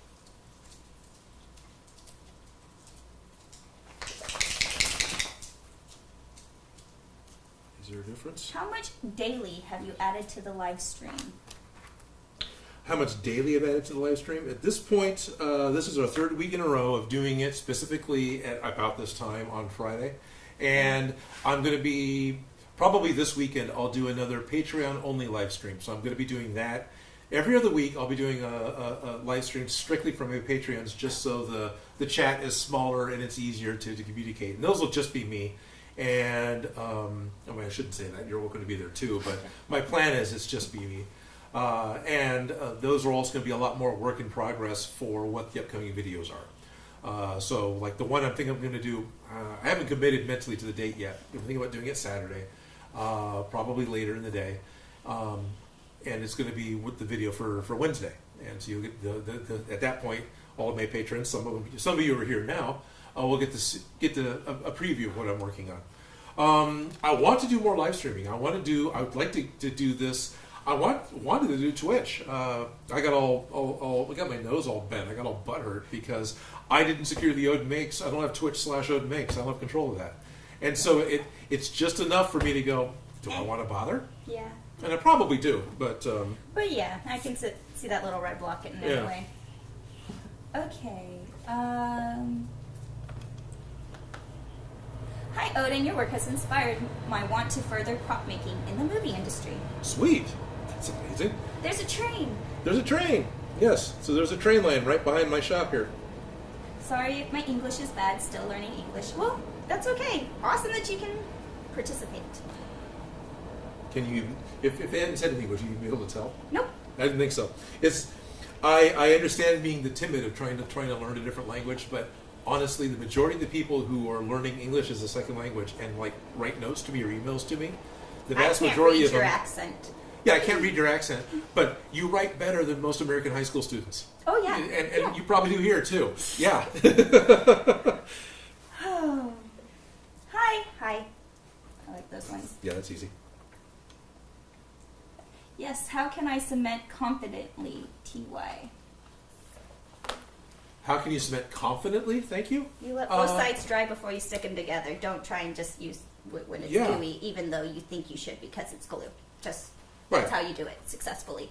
Exactly. Just like rubber cement. You're going to paint contact cement on both sides. And what you do, the best analogy, you let it dry till it's like a sticker. Right? It's not quite as sticky as a paper sticker, but almost. And then it sticks. And it sticks just as well as a paper sticker. You better be sure where you're going. Because when you're ready to connect it, they connect. Yeah, when you're ready to commit. Yeah. But you can clean up the edges. So.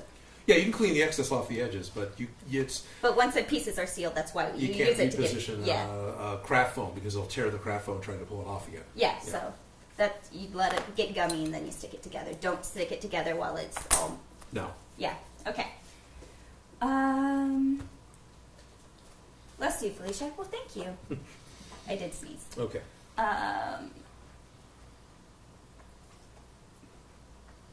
Any tips on doing prop making videos for a YouTube channel? Building for a camera is way different than building it for yourself. Yep. That's the big one. Any tips? I'm shooting 4K because my cameras can, and that's why when we switch, all the cameras are a little further away because in post, I'm only putting out an HD product. Since it's 4K, I can push in 230% of the video, and you can actually see what I'm doing. For me, I want to see what's going on, which is a really right thing to say during a live stream, which is mostly just our heads. And nothing against the channels that don't do that, but that's just I'm about the build and about what the product the project is. The biggest thing with you want to start out the YouTube channel, don't assume the microphone on your phone is good enough. Audio makes a difference. Audio makes a huge difference. Gotta love the audio. Audio and light. Yeah. Lighting. Phone camera's fine. I mean, go watch Adam Savage's tested. It's all being shot on his iPhone. Camera's great. But he's got a ton of extra lights. I think he is actually just using his iPhone microphone. But no lighting. Yeah. On a project, you spend your money on the lighting. You spend your money on the lighting. You definitely do. Yeah. And building for a camera is completely different than just building for yourself. Yeah, it's slower. Yes. I love the Superman curl. You got a little curl going on. Oh, do I? Oh, See? fun. There's no way I can do this on the camera. Oh, yeah. There you go. Do it the right way.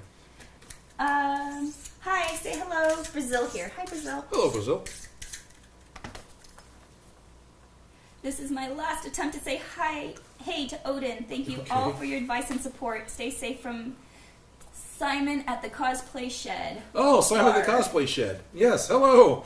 I'm sorry, there's a lot. There's a lot going on. It's hard to keep up with a lot of the... I'm going to be cutting these yet again, aren't I? Yes, I am. So I need to cut this angle first, then cut the rest out because I got nothing to hold on to. So let me cut these out a fourth time. Let's throw those away. Are there any prop makers that you admire or would love the opportunity to work with? And are you a fan of Adam Savage and the Tested Crew? I'm totally a fan of Adam Savage. I'm a huge Adam Savage fan. In fact, I've been bugging you because he came out with that video about the foam armor, and I am obsessed with it. I love it. Yep. As you should be. Yes, that stuff is amazing. And I had a laser cutter set up to play with it, but things got crazy, and now the college is shut down, so my access has been limited, and it's been a little harder to find it. And because we were planning on doing something, in the meantime, Ben, the guy that created the foam chainmail actually sent me a package of stuff. I'm know. talking to the guy. It's awesome. And I feel like a jerk because I haven't done anything with it yet, right? Well, I've been playing. I got into it. I definitely got to Yeah. play with it and got to get my hands. Anyways, Right, I which geeked out is on that fine. shit, and I can't wait to make a full-on ball gown out of it. It's gonna happen. Oh, that'd be awesome. It's gonna happen. That would be awesome. Yeah, it's like I already have the pattern figured out. Anyways, I need to go get another big piece because I've cut so much on that I don't have any left. yeah. Errors. Okay, so are rubber cement and contact cement interchangeable? I do that. I don't know if they technically are. They are completely different products, but they work similarly, and I feel like you can interchange them with leather work, but does it make a difference on foam? I haven't tried it on foam. I didn't want to trust it. Why? Foam will have, depending on the shape you're making when you're curling things to go around your arm and putting things under tension, I was afraid the rubber cement wouldn't hold. Oh, okay, because That's all. That's the you only reason. totally use rubber cement in leather making. Like Okay. that's how you hem a skirt. You use a little rubber cement, and then you pan it with a hammer. And Okay. then, so it totally holds with. It totally holds with Leather. leather. Okay. But foam is a different chemical So- makeup, so that's a No, different product. it'll But- totally stick. I would have no doubts on that. I just didn't. Yeah, I use them interchangeably, but Okay. Cool. it doesn't mean I know which one I'm currently using. I will just call them both rubber cement. They basically are. Yeah. Okay.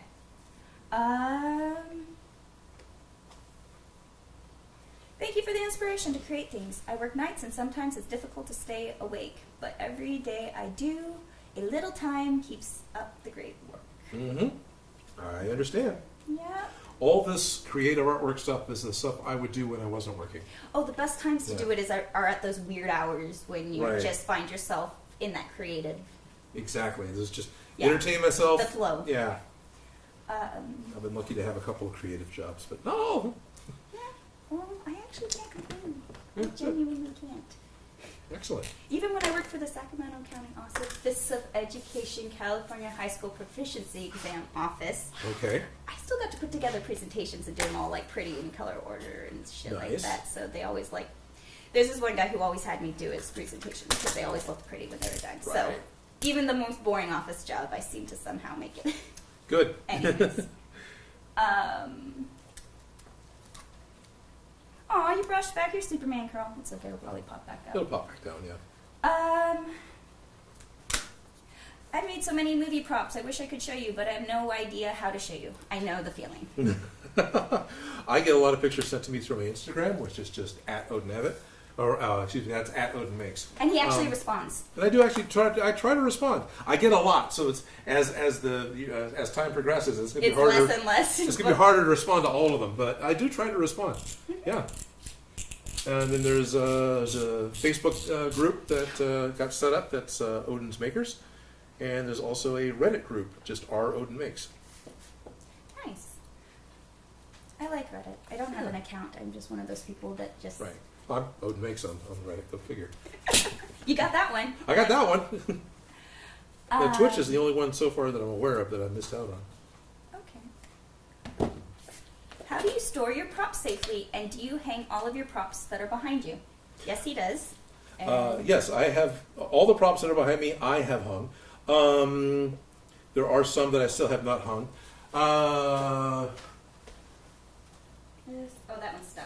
Never mind. I was like, that's that's an easy one to show. But Right. A lot of them have pegboard, the mounts, pegboard, the U-hooks. and then you make them. Sorry. That's talking fine. over you. A lot of the times, especially with swords, what I end up doing is that over here, because I took the Chaos Blades down. You have The the pieces mount. came down. Yeah. Yeah. So the back of the Chaos Blade was easy to hang because this used to be on the wall behind me, right? So it used to be on the wall behind me. I don't know how much noise the chain made. It's easy to put a Right drywall screw to hang this on, but you don't want to put a screw on your blade because it'll dig into it. So what I've got is a little bit of fishing string. Go ahead and hit 3, would you? What I've got is a little bit of fishing string and a bit of this is just the plastic packaging like from Costco, and I forced it into a curve, and then I can hang this. The top edge I can hang off of a screw, and you can take your blade and hook it into it, and now I'm not creating a cut into the blade. The fishing line isn't going to cut into the blade. The knife is, the screw isn't going to cut into the blade, and it's able to hang. And it's all lightweight, so it's And fine. clear. And clear, yeah. So So everything is hanging that's got a blade pretty much is being hung by something like this, which is packing tape on thin plastic and monofilament fishing line. high tech. High tech. Do you know the Muffin Man? Do I know the Muffin Man? Go ahead and put us back on one. Okay, one. Hmm? All right. Odin, when did you start your workshop for reels? Back at the Smosh workshop, and then the garage, and then. Right. So, I'm trying to decide how to answer the question. When Yes, did you start? I've had those workshops. I had a workshop in Smosh, right? There's a work area I got. Then I set up in my friend Zot's garage, and I was there for a while. Then I moved in here, and this is more my workshop than anywhere else because this entire space is just mine. Yeah. And so I set up in here. I think it was November of 2018. Yeah, this Yeah, is it's been a little so. while. That's kind of around the time that Smosh went down to LA. Yep. And then that's when John got this place, which is a kind of a studio that has multiple places where you can film in. And then this is Odin's corner, Yep. and that's why I always come here and bug him because he has all this shit here. I mean, stuff here. And it's also a safe place to just kind of Hide from people. You can lock the door. Yep. So when there's a lot of people here and they're all in the studio, and I just don't want to be peopling at the moment. Happens. Yep. I come and hide. So there's that. How many of us here are introverts? How many of us here have to put effort into going out into public?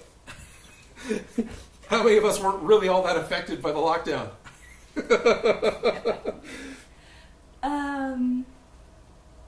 How do you get the motivation to make props every week? I'd like to say discipline, but that's not true. Your wife has helped. My wife has helped. Yes, doing props every week and then having to do a video on top of it is a ton of work. It is, doing any single prop is still full time, right? It's 40 hours usually, basically putting one together. That might be less. Some things are less, but A lot of times it's more waiting for paint to dry. it's just the amount of time spent doing it, and then you have to turn around and do the video. How do I get the motivation to do it? I've set a deadline for myself, and I've set a deadline for myself that also directly relates to my ability to pay my rent, and that's a decent little motivator. Yeah, right. I still put things off until the last minute because it's habit, because I'm on day 3 and I still haven't. So my last video posted on Wednesday. At that point, I could start on next week's. What I need to do is get ahead more than just a couple of days. You need to get back onto the Smosh schedule where we're doing 2 days a week, every other week, so that we would come out with one video. Well, I would still probably work every week, but I just need to be 2 weeks ahead or 3 weeks ahead, especially when con season opens up again, so I can go. Because if I need to spend all weekend working on a prop, I can't go to a con. So the deadline is a big part of the motivation for me. The realization that I have to get it done, or else the video won't be out, and that creates a whole different avalanche. Yeah.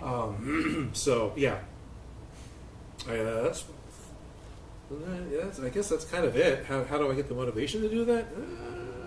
Force myself. This is a dumb question, but I've watched a lot of your videos. But is that your wife next to you? No. No. Coworkers. Coworkers. It's Felicia. It's a friend from Yes. Smosh. Friend. Yep. Yeah. It's okay. That as different people come and go, that question will come up again. That's So, okay. yep. No, you have not seen my wife on the channel, No. and I don't think she wants to be seen. That's okay for her. That's okay for her. You can meet her You've at seen cons. her work. You've seen her work. You've seen her work. Yeah, she's been in the booth and part of like SAC Anime and a couple other places. So, she's not totally invisible, but she hasn't been on the channel yet. That's okay. I don't talk to people on the interwebs, so Right. this is the first time I'm saying hi to all y'all. I did ask what you are working on. Very rude on reply. I didn't even get a reply. Oh, I'm sorry. We're working on a Loki mask. Yeah, we're working still on continuing it from 2 weeks ago. Right. I'm really trying to get it done. Which I've got about half an hour left to get it painted. Yeah, So I'm gonna need to kind of hurry up here. but the thing I is, don't want to drag takes, this out for a 4th week. It takes time to cut out pieces. It just Right. Yeah. It takes time to paint, and it takes time for paint to dry, and it's not just movie magic when it's live. It's true. Because this whole thing has been done pretty much live. Yeah, no, we have not touched it, not on I have no. There's been a little bit in the very beginning. I made some pattern. Yeah, I gave you the. You gave me the sewing face piece, mask. and I made the first duct tape and a little bit of foil pattern before we started. But since then, all the new pieces I've been making, I've been figuring out while talking to you guys and trying to put together. I'm ready to stick this on, but I want to put a little bit of the detail in it. It's going to be a little bit simpler because I'm trying to get it done. Kind of want to do something. Oh, so we're almost 6 hours in. You know. That's about it. Yeah, that's not too bad. No. I probably could have done. I ended up stopping to talk to you guys a lot, right? Yeah. So if I wasn't doing that, I could have gotten it done a little bit faster, but not a whole lot. Yeah, it still takes time. It just takes time. And what do I keep kicking? Oh, there's a saw down here that I keep totally kicking. And then Toby's right behind. Oh, Toby's moved. Where did he go? Where is he? I don't know. How did He's all splatted flat right there. Like he is just... Right. I've got a piece and I'm, without turning it on, I'm just using my belt sander as a sanding pad to get it a little flatter.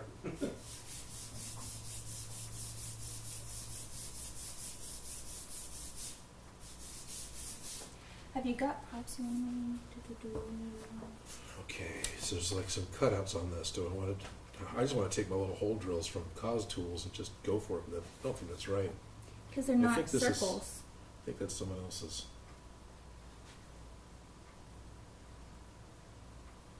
Yeah, those aren't. Yeah, those aren't circles. No, they're not. I think that was the detailing, Okay. but... Yeah, I just got to cut forks into them, basically. And even that details, I got to make that little piece. I could be done with the Sharpie.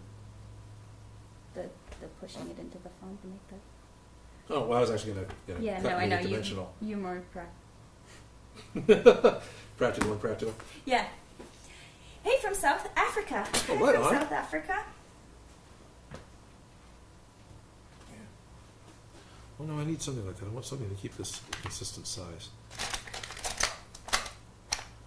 How many are there? It's a big one. 1, 2, 3, 4. Okay. Hey, Odin. It is Stefan Beltas from Melbourne, Australia. Thank you for the Odin Makes pin and my sticker. Love them both. Have a good night. Can't stay, unfortunately, due to being 4 a.m. here. Being 4 a.m., right.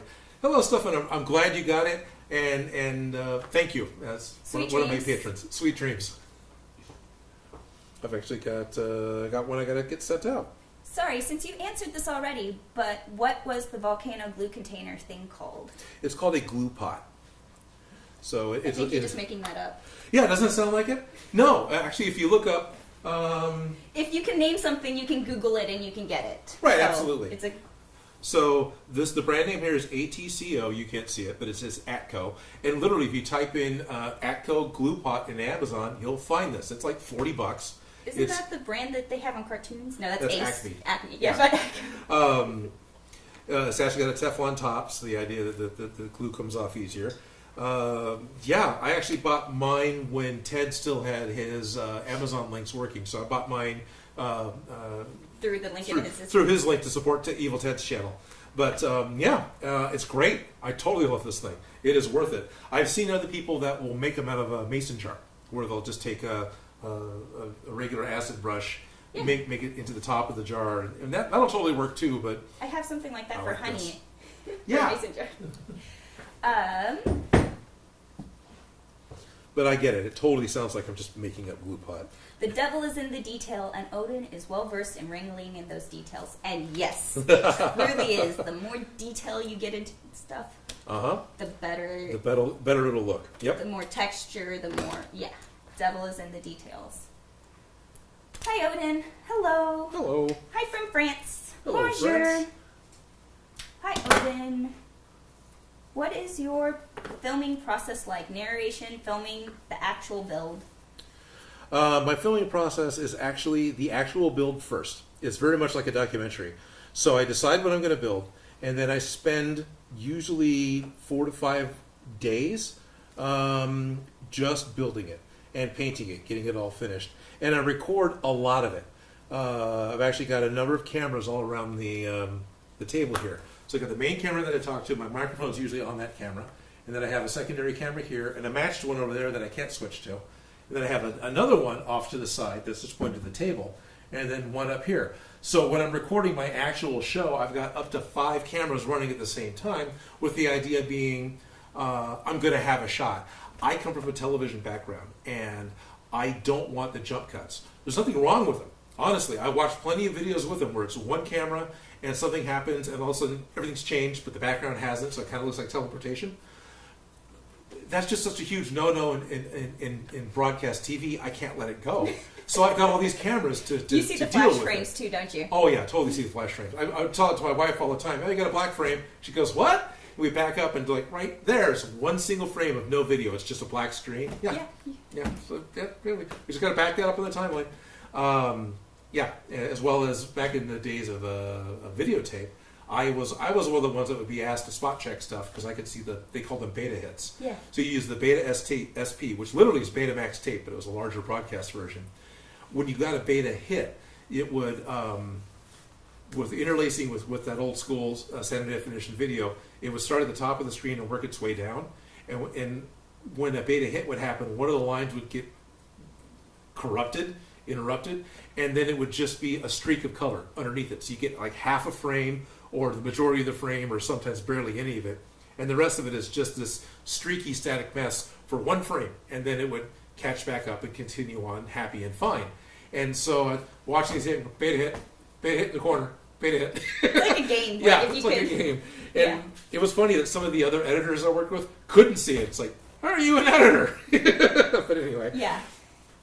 So yeah, my process is build it, record it, then I take all the pieces and I put it onto a timeline. I edit using Adobe Premiere.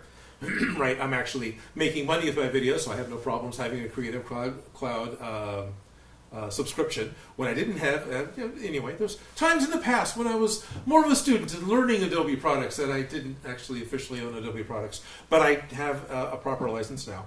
Because they kind of make you. Yeah, because I'm making money with it, so I really need to pay you them. Have to. Yeah, it's really really uncool to not do that. So once I have all the raw footage, I put it onto a timeline. It'll be anywhere from 8 hours on the timeline to 15 hours on the timeline, and that still isn't all the time that I've spent building it. And it's up to 5 layers deep, 5 cameras deep, 15 hours long. Hi, John. And then I'll go back and look at what I built and write the script based off of the actions that I've done. And so,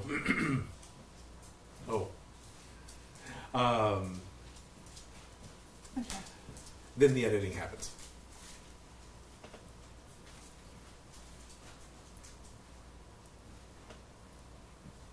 Okay. Sorry, we just got a special printed out message, and we're both totally distracted by it. Yes. So I'm trying to think, what else was my process? So then when the editing happens, what I end up doing is I try to write what I'm doing in a conversational way, right? A big part of from the very beginning with my channel is that it can be so in-depth on what we're doing. I didn't want to spend hours and hours and hours on a video that most people watching probably wouldn't be doing. So I was trying to make channel videos that were entertaining, because the vast majority of my audience wants to be entertained and see how it's done. But those who want to know how to do it will get enough information that they can do it. That's the line I'm trying to walk. So I write my instructions in a verbal instructional way, and it's often that an entire hour's worth of work is summed up in, so I painted both halves with glue and stuck them together. That was an hour real time, right, to do all the pieces. You show that one clip and you move on to the next thing. And by having the 5 cameras, once all those things are lined up on top of my VO, we then just start picking camera angles to kind of bounce around and try to minimize the jump cuts. Anyway, long-winded. So, yes, it's like you've done this before or something. Yeah, a couple of times. You might maybe have a little bit of experience. I got a couple of awards for it, yeah. Like Emmys. And, yeah. Oh, yeah, our special. We got mail. We got mail. No. So. This was a comment that I missed. So it was from Logan Dark Horse. And he would like to say, honestly, I would like to thank you in this channel that have helped me out with good distractions. I lost my nephew Taylor on Saturday from a car accident in Lakeview. And my niece Alora is finally out of a coma. So I'm sorry. And I'm glad that you were able to get some distraction. I'm very happy for you to have some distractions. It's been a long time, but I lost my father, and that is not easy. And yeah. Thank you. Thank you for. I'm happy we could be here for you. It's really hard to know what to say. Yes, and I'm sorry there are a lot of comments. Yeah, there's a Just lot of breezing comments through there. them. I know it's random, but have you guys ever tried whittling or working with metal? I'm just wondering if you worked with other materials. I did some whittling a long time ago. You have a lot of those tools. I have a lot of those tools. Didn't really. I think I'm too impatient for whittling. And then honestly, and this is a dumb answer on metal. What's that? Never mind. Okay. And this is a dumb answer on metal. My dad was a metal worker. So I grew up watching him work with mills and lathes. We had this stuff in the garage, right? I could have learned if I don't want to be my dad. Got that out of my head, right? But no, that was little Odin. I'm going to be me. I'm going to be different. Great. So I didn't get to learn metalworking from a guy that was a master machinist. Yeah, I missed out on that. And so that's why I don't work with metal, because I was a dumb kid. I love working with weird materials. In fact, I'm in the middle of a collection that I'm making out of bobbins and measuring tapes and pins, and it's kind of more not fabric than fabric, and I have these scissors that can cut pennies, and I love them. And I've taken them before, and I've used them to cut that giant sheet metal. Right. Because I wanted to make this. It was a shirt, but it was kind of like an armored layer shirt. And I had it all cut out, and I was going to be putting it together, and then I had a teacher convince me that I shouldn't be making it out of real metal, and I probably should use some vinyl and spray paint it, and it never freaking dried. Nope. Yep. Thanks, teacher. Yeah, well, I got her point. It's easier. You could sew it together, but I was determined to do some. But I'm never afraid to try using weird materials or crazy materials. I actually love it. Yeah. Yeah. Metal, leather, plastic, foam, warbler. Right. All sorts of stuff. I'm willing to give it a try. And to be honest, I am too. The reason why I keep using foam is the impatient thing. I've got to get a project done and get a video edited in 7 days. Yeah. I need to work on something that's fast. Yeah. So much time. Yes. Hey Odin, making horns, should I make them solid or hollow? I'm planning on making the head of a Mardar from Doom Eternal, and he has large horns on his head, and I don't know how to make them. Hollow. It's gonna, the weight, you will have so much easier counterbalance if they're hollow. Foam is a great material for that reason also. Yeah. I did a Halloween costume and Be Darkness from Legend. And I did that one. Yeah. That one, exactly. I mean, Courtney dressed up like that. Anyways. There you go. The huge horns that I made were solid expanding foam. And so they were light enough and they were fine. And I wanted to do expanding foam because I was afraid of how long they were. I didn't want them to wiggle in the end. At this point, the other horns I've made, like the Maleficent horns I've made on my channel, those are hollow. It's just 3 pieces that form together. And also, they're not that good, but I've got like spear horns I put on my Chaos helmet. They're a lot smaller. It ends up being 3 pieces. If you want a good horn pattern that's pre-made for you, that works, Evil Ted has one that's got like 3 different basic horn shapes. It's like $5, I think. His patterns are very reasonable. Anyway, totally go to Evil Ted's channel and get the pattern from him. He probably has a horn that you can adopt for what you need for the Doom Demon. I can kind of picture him. I don't have him memorized because I haven't played Doom since pre-Pentium computers. But yeah, that would be my recommendation. And hollow. Hollow. The weight, it'll make your life easier. Actually, one of the things I end up doing, they're still hollow. I stuff them with batting. Yes. Because I'm still concerned about them collapsing or wiggling too much. So I just get the batting, the same stuff you put into a plushie, right? You just go to a fabric store. Make a stuffed animal. Yeah, you make a stuffed animal out of it. It forces the foam from being kind of a triangle shape because it's 3 pieces. It can get it to force around to being more round, and it works without really adding well. weight or bulk. Without adding any weight. But it gives it the right bulk. Anyways. Yeah. You got mail? Yes, I did. Yes, we did. How do I send you mail? I don't know. Would you be able to sell props I could get? Phone? I'll check it out. It's fine, I understand. You at Smosh? Yes, sort of, but not anymore. We were. Right, yeah. Thank you for... Smosh has moved. Sorry, I'm just reading so fast. Fine. Yes. Thank you for explaining your film process. Very impressive. It's nice to know that the same paths are a lot of trial and error. LOL, keep up the great work. Eva from EVA Foam rules. Enough props. Nice. Yeah, did you get enough information on that? Felicia, will you put up the pattern for these masks? I'm not very tech savvy and on your channel, but I really do need to get the patterns up. I promised that the first live stream 3 weeks ago, and I haven't done it yet. Honestly, sitting down to do the patterns, while it's not that hard to do, it's computer work. It's time. yeah. You know, I was building a Gundam costume. We put 100 hours into getting the legs done last week, Yes. and then had to edit the video. Yeah.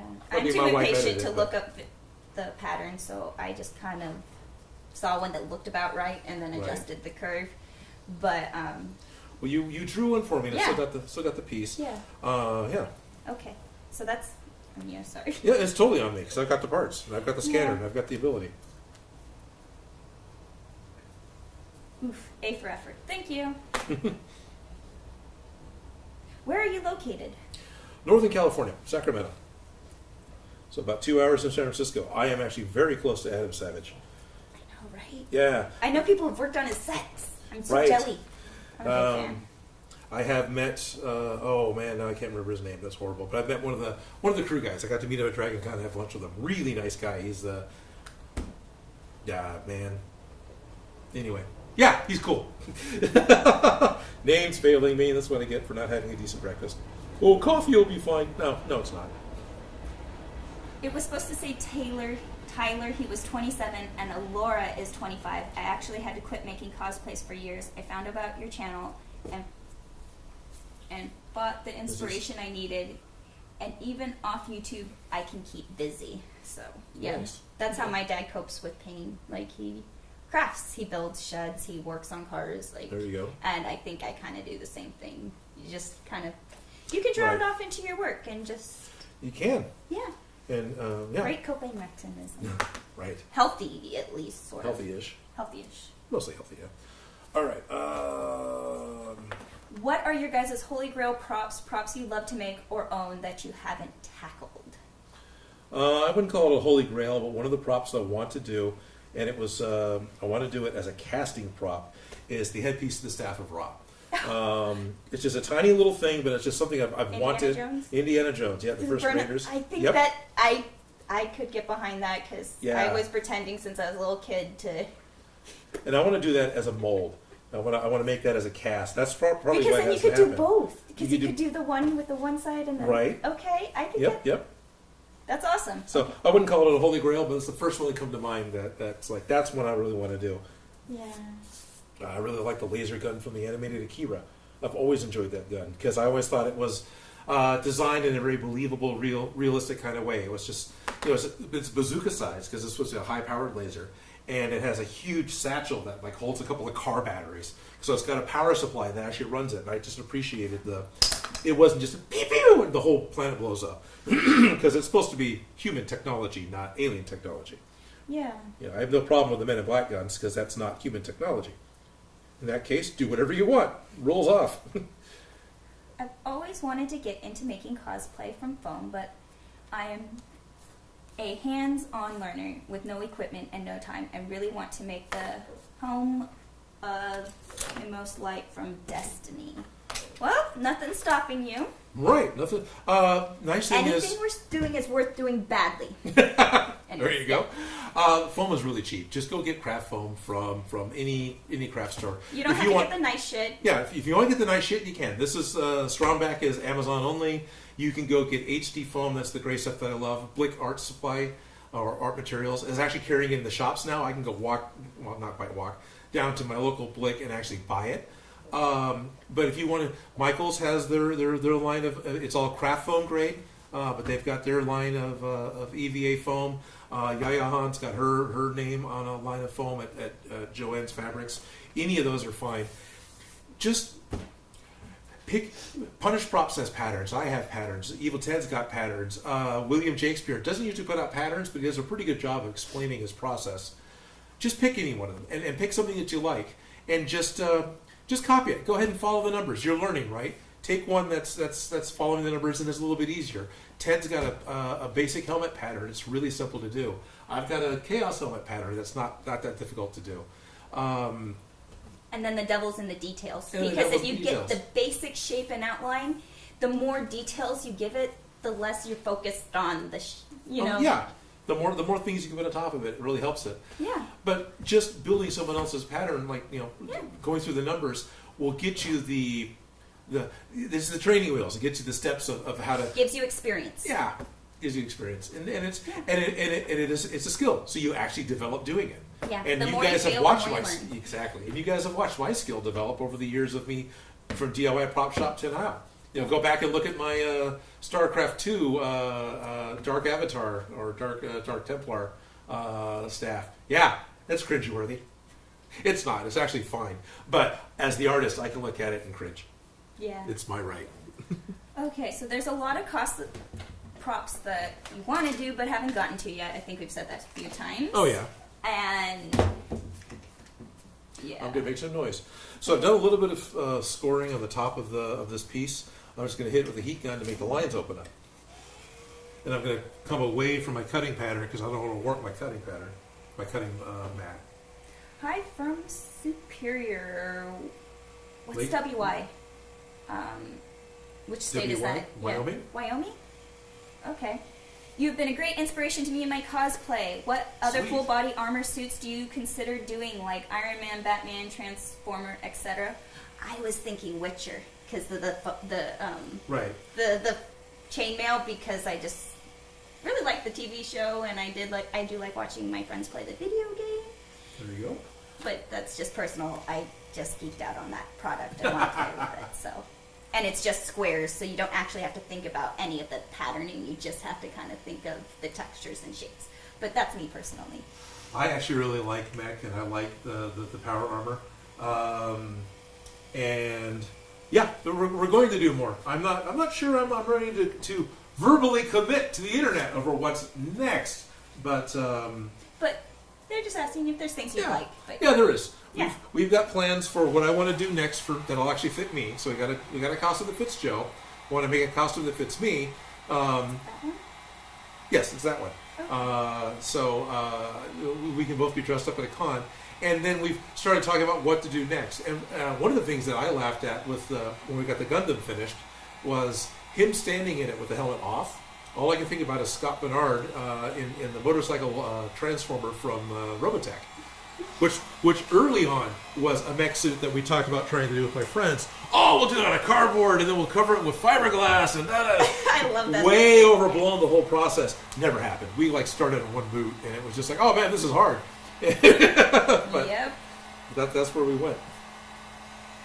So I've got the heat gun's cooling. That's good. It stopped. Okay. All right, we're getting towards the end of the WI time. is Wisconsin. Shit. All right. Hey, I didn't know, and I admitted that, so there's that. Wisconsin, don't they have the really good cheese curds? Yes, they do. Cheese curds. You are a very talented, intelligent designer, man. Keep it up. Thank you. Well, thank you, Redner. He says I look lovely today. Thank Oh, nice. you. Yeah, make sure you. Yeah, sorry. I'm just trying to actually read. Right. And then half the names are silly. Well, I wasn't trying to force you to be the person in charge of the chat. Well, you're doing that part, and I'm just waiting to paint. Gotcha. So there's that.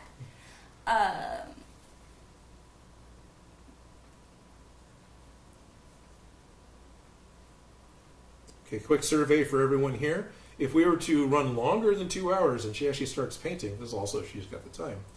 Would you guys be interested in that, or shall I go ahead and we sign off here in 10 minutes, because that was kind of our plan. Let's see what they say. Yeah. And unfortunately, I said that without asking you. How about you? How are you with your plan? I'm pretty good. I have some wiggle room. Okay. Yeah. Frankly, this channel has made me set up my own private pro workshop. And guess what? I'm spending more time there than my actual job. P.S. I am an android. Keep going. Oh. Lots of love. Well, Nice. that's awesome, because you know what? When you find your passion, you don't work a day in your life. So there's that. That's the theory. Yeah. I know, right? How's your passion going? I'm working Still every day.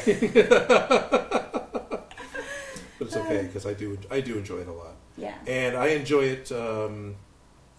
Starting is really, really hard.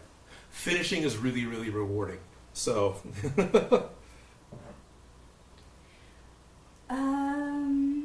anything worth doing is worth doing badly. I love that. Pretty much. Thank you. As long as Time Maker, I truly appreciate that you share not only your success but your mistakes. It's an important step. Thanks. Yes. Yes. Anything worth doing is worth doing badly. You just got to get things to air. You just got to get it made. Get things to air. And you move on and you do better next time. And it gets better. And it's also, for me, it's part of the story. And personally for me, the puzzle solving of the problems is part of the process. The big part of the process, yeah. I think sometimes I'll spend more time thinking about the project than actually building the project because I kind of pattern it in my head first and then I think about the materials and the crazy stuff. And then you have to get through the mental blocks of do I have the supplies, do I have the give a shits left, you know, like... Those are hard to find. Yeah, and then you also have to get rid of the self-doubt of I can't do this, which... I don't even, like, entertain. It's like, I have to do this. It's due in a few minutes, so let's just make this shit happen. Right. So, yes, thank you. All right. Hello from Elasso. Hello. Hello. Stay on. Love the live stream. Keep going. More. Odining or TOS. What's that mean? TING? Odining? I don't know. Odining or Odin. I don't know. Hello from Elasso. Odin the Next Generation or Odin... Oh, Next Generation or the original series? I'm a Trekkie. I'm an original series Trekkie for sure. I like original Next Generation series. is great. Don't get me wrong. Third season, it really hit its stride, and it was a fantastic show, and I enjoyed it, but I am totally the campy original series because that's what I grew up on. I couldn't quite get into the Next Generation. I really was into the original stuff because my dad had it all on VHS and I loved it, you know. I loved the campiness of it. Yep. But then I skipped over to Voyager. Oh, okay. I got into that one for some weird reason. I really liked their captain. She was awesome. She was awesome. And then I so appreciated, not only did Starfleet finally have a female captain, but I so appreciated in the very first episode, the ship got attacked and her hair went out of place. I mean, that's such a stupid thing to say, but it's TV... And she gets up and fixes her hair and goes on. It's like, yes, thank you. It's not just perfect the whole time. So I don't know why. That's my job to make sure it's perfect the whole time. I know, but they didn't do that. It was great. Awesome. Are you burning the table? I hope not. That should be should be uncool. Yeah, I tried. Okay. No, I am burning the table. Okay. Were you smelling it? No, I just burnt the table before. Right. I know. I was making sure. So I've got a hook on the side of the table, and you hang the heat gun on it, right? Because I don't want to hold the dang thing. When you turn it off, it's supposed to go into cool down mode. Well, if you don't turn it off, you just hit the power button, it just goes from low to high, and then the barrel's pointed right at the leg of the table. Which is wood. So, and, you know, wood does special things with heat, if you're not aware.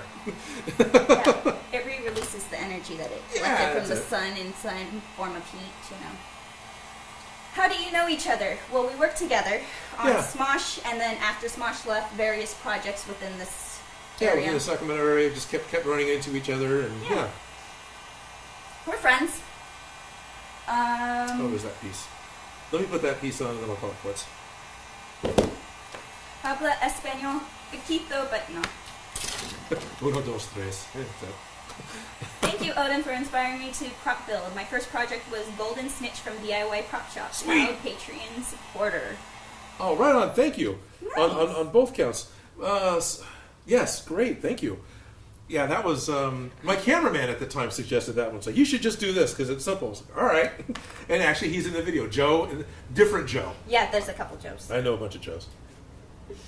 Yeah. Hello from India. Hi. So which one was the hardest prop you've made? Besides the Gundam suit? I think that's the answer. Okay. Yeah, basically.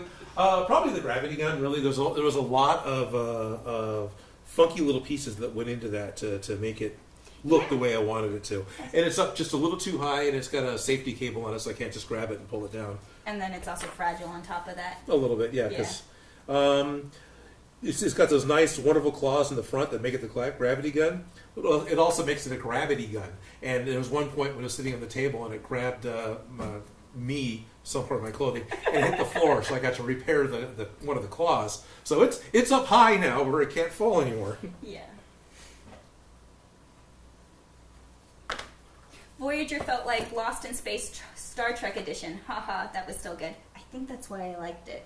Because it wasn't part of the political drama. I think there was a lot of Next Gen and Deep Space Nine got a lot of political drama. I kept seeing it as Battlestar Galactica because we're on our way to find Earth. But Lost in Space is a good thing. Yeah, Lost in Space. I like that they were separated and that they were on a kind of a hero's journey home, which is always an interesting story arc.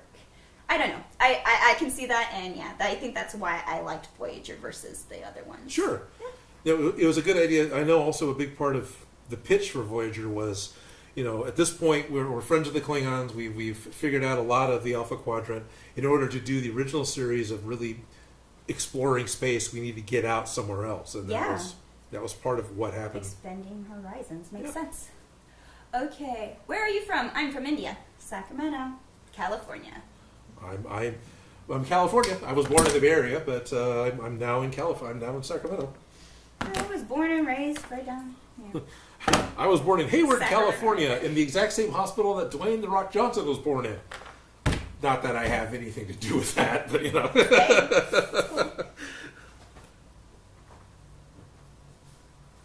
Hello from Brazil. I'd like to know if there's any old projects you like to remake now that you are wiser and better at it. There's a few. There's a few, yeah. Hey Odin, my last prop, I originally painted it with spray paint, and then I covered it with acrylic paint to make it look shiny. However, it has become sticky. What should I do? That very much happens with spray paint. Very much happens, yeah. I know I keep using spray paint. That's because I'm impatient. Not Krylon, just stay away from that stuff. No, Krylon. No, I'm happy with Krylon. not Krylon, sorry. I like the name of that one. It's the one that they sell, Rust-Oleum. Yep. Rust-Oleum's the one that's very hard to work with. Because it just doesn't dry. No, it doesn't dry. And all that may very well be because of California's Proposition 65, because I don't remember that problem being younger. But at this point, chemicals, right? I don't want anything to do with Rust-Oleum because it's like spray. Well, in 24 hours I might be able to touch it. That's not what I buy spray paint for.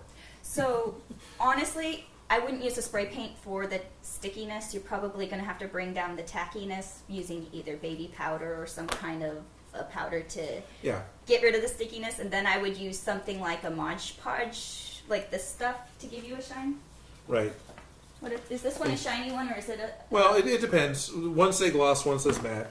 Yeah, but, but these won't get sticky, and they'll give you that kind of sheen surface that you want. So they're just kind of like a spray glue, like when you make Mod Podge, you make collages and stuff like that. It's an option that's not spray paint. Right, and it's called Mod Podge Ultra. And it's in a spritz bottle. It's watered down Mod Podge. It actually works really well. I sealed my frozen sword with it when I made Elsa's frozen sword. Yeah. I sprayed some on this face mask to just give it a little bit of an extra shine because the paint had a little bit of sparkle in it. So, but it didn't really. I didn't want to spray too much on because it's already stiff. But making something that's already sticky and already having a problem unhave that problem is... It's really hard, and baby powder will get down the stick, but if you want it to be super shiny, that's going to completely kill your shine. So, good luck with that. I'm sorry. You may have a better time just starting over. Unfortunately. Unfortunately. And the baby powder works, but don't panic when you're applying it. Don't clump it on there, right? Don't think it'll all fall off. As you're applying it, you're going to see it. Yes. Just wipe it down, or a little bit of water will end up making the baby powder go away visually. Or saddle wax. That works or saddle wax. Amazingly. Like the shoe wax, just the clear shoe wax. So after you have the baby powder and you have a matte finish, you can shine it up using a little bit of the shoe polish. Anyways, from personal experience. What time is it there now? Here it's 12 a.m. It is 11:30. 11:35 a.m. Yep, this is the point when I was initially planning on signing off, but it sounds like we're getting a little bit longer. So. Enough people that want to stick around. Okay. And I've got 2 more pieces to stick on, and then I'm happy to turn this over to be painted. Were there any projects you just hated working on? That I want to admit publicly? There's plenty of projects that basically the requirements that were asked of us to do for Smosh didn't translate to what the script said. When they were just complicated as just making it super complicated and wanting such an incredible height of realism in a prop that you had basically 24 hours to build. On a list of props? On a list of props, and then it's going to be on screen for maybe a second and a half. But we need 5 takes of it, so it's... But basically what it came down to a lot on that particular set is it had to impress them in person. And then they're willing to put it on video. When the reality is, half the props that they needed, I could have printed out on a piece of paper, stuck on a piece of foam core, and for the amount of time that they were on screen, it would have been funny, and it would have been fine. But nope, that's not what they wanted. And that's okay, because they're paying me, but it was frustrating, because I knew that I could get it done faster, and I could get it done at an acceptable camera level for what they needed. But if they didn't like it on set, they wouldn't use it. So, all right. I honestly can't complain, because if I don't want to do something, you can't make me. Oh, there you go. I don't like... Yeah, so there's that. I do have horror stories, but nothing I can... Nothing we want to admit publicly. Yeah. And also not calling out names. I mean, there's also plenty of other non-Smosh projects I've been on that have had, like, no, this needs to be this thing. It's like, you're not going to see that side. It doesn't matter. It doesn't need to be finished. All too. Yeah, all you the know time. it. Same thing with the costumes. So many costumes could be put together with no, they really clips were, and safety pins. But they were, though. They really were held together with clips and safety pins because it's only needed to be for that shot and this thing, and I had 18. You got what you got. Yeah, so. you got what you got. Don't move. Unfortunately, it was that fast of a pace that it really did happen that way, and So- sometimes tape. Yeah. So I'm doing a quick heat seal. I don't do this that often on the show. I don't know why. Because it's the process that you just do when it doesn't often get filmed. No, actually, I don't physically do it. Oh, you don't need the time to do it. Which is simple. I'm done, right? Yeah, no, but it makes such a big difference. It does, because I can actually see it happen with so running the heat gun over the foam basically closes up a lot of the pores. It gives it a better shine. So at this point, stick. So at this point, I think I've got a fine Loki gang that could be painted, and then be used as a COVID mask. So if you want to, for them it just looks like a mustache. You want to hit like 2 or 3? There's 2. So how much can we see Is with the 3 light? better? Yeah, maybe. It's one of those things where I probably should position the camera a bit closer. But yeah, I've got my base layer of craft foam, which is contact cemented to the fabric, and then everything else is Strombeck foam, and all these just get painted silver, and then this is a little bit of silver and bronze, and that's actually bronze. So I'm going to step away for a minute and grab some paints, and we're going to trade places. Okay. My 6-year-old daughter Blair loves watching Odin's videos. She is now requesting I make her a Captain America shield. Nice. Nice. Why don't you have her make one? Just saying. Let me come back. What was her name? She met Blair. Blair. I thought you said Blair. We are the Borg. Hello, Blair, and thank you for watching my show. Here's my box of plaid paints. Let's see. Silver and gold. There's a light silver that covers very poorly. Here's a dark silver that covers wonderfully.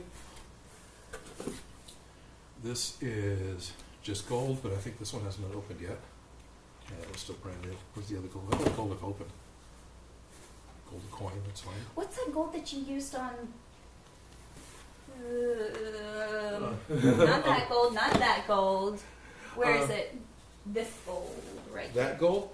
That or, gold? no. Where's that? This gold. This gold. That's the gold. That was actually this gold? Yes. Are we both off screen? No, I was, yeah. But we're not even on a normal camera. There we go. Yeah. Oh, that's true. Yes. There it is.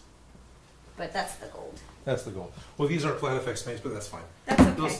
These are kind of the same gold. Yeah. That's fine. I like this one. They're not the same. They're completely different. Yeah, it's a different brand name. Yeah. And there's nothing wrong with that. They still work. They're all acrylic. No, I know. But I wanted that shade. So which one was that? Gotcha. All right, let me find you some brushes, and then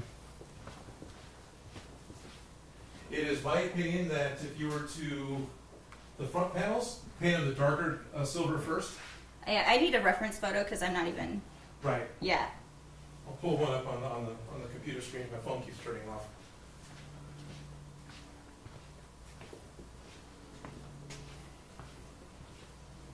There's some dirty water, but it's water. Okay. So it's just looking for Toby. Yeah, he's good. He's I'm not good. tripping over him. Alrighty. Is it still? Because it's not. What's that? I don't know. This looked like it wasn't loading, but I think that's just their comment. I think it's neat.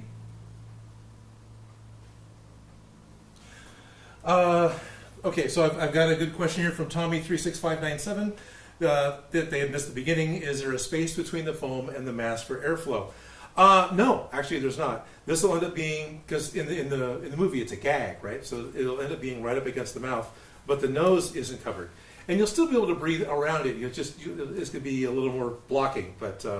But it's mostly just t-shirt fabric with a detail on the front that's fun, so it is breathable. It is breathable. But no, you cannot breathe through the foam, Right. and I would not do just a foam.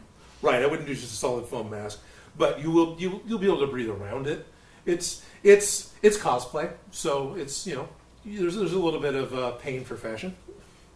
For fashion. Okay, so can you pull up your photo reference photo? Yeah, try. Cool. Come on. Do that. And then There do you it have a goes. palette? Yeah, there's a few of them. Oh, here we go. Yeah, there you go.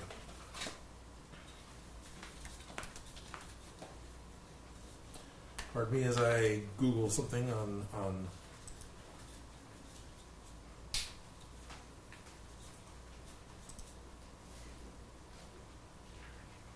That was probably good. So open image in a new tab and blow it up big. Figured that'd be nice. How do I zoom in on? There we go. There you go. Okay, so we need the darker gray, which is more this color. Right. So honestly, all the base of the whole thing. Yeah. So most of these panels are actually silver, right, or the darker gray. The background, I just leave it black. Yeah. You can paint it if you want, especially if you want to hide the scene, but whatever. I'm just going to leave it for alone. now. Start with the silver. So all these other ones, I would paint with the darker one first because it covers really, really well, and then lighten it up with this one. Yeah. If you just go with this, you're going to take 5 coats to cover the black. Yeah, no, screw that. Yeah. So that's almost all of it. And then, I would just end up doing a little bit of gold on these other little pieces. Yeah. But I think I would still do a silver base so that it gets the coverage and then it gives the metallic through the gold. Right. Okay. Yep. Cool. Go back to this. I'm actually going to reset camera 3 a little bit, see if we can't get a little closer, and then I will start trying to interact with chat more while you paint. This shouldn't take too long. This away. Are you trying to like this?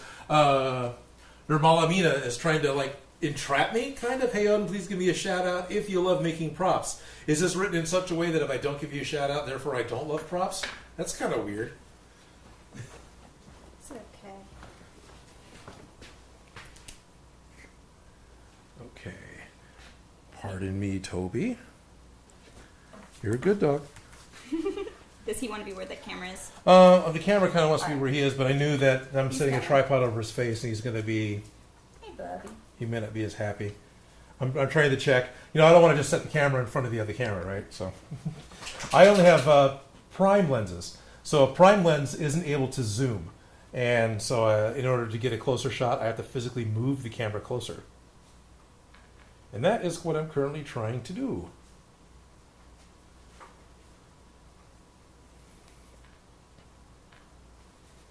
It's all right. I'll be back over there in just a second. No, I totally hit see what you're 3. talking about on this Yeah. paint, on the silver color. Oh, okay. And I get why you got to do the dark one first. Yeah, oh, you're trying to do the light one? No. Okay, I'm just you can. No, I'm just seeing how opaque it is, Oh, right. and I'm going. Okay, I get what you. Yeah. You've done this before. I can right. see the experience see the in why experience? you. Yeah. I'm totally happy with the Plat FX paints. Don't ever get me wrong. No. But the lighter colors just don't cover. You need a primer. You Yeah. really. That's how paints work. You need a good primer, and then I always spend my money on the nicer paints because it's worth it. My time versus paint. Starry has commented on my being trapped into doing a shout out. It's like the old email forwarding tricks. Send this email to 10 of your friends or you'll be cursed with bad luck. I'm not By the way, Starius, thank you very much for hopping on while you're at work to try and be a moderator on the live stream. I appreciate your help and the fact that you're a patron.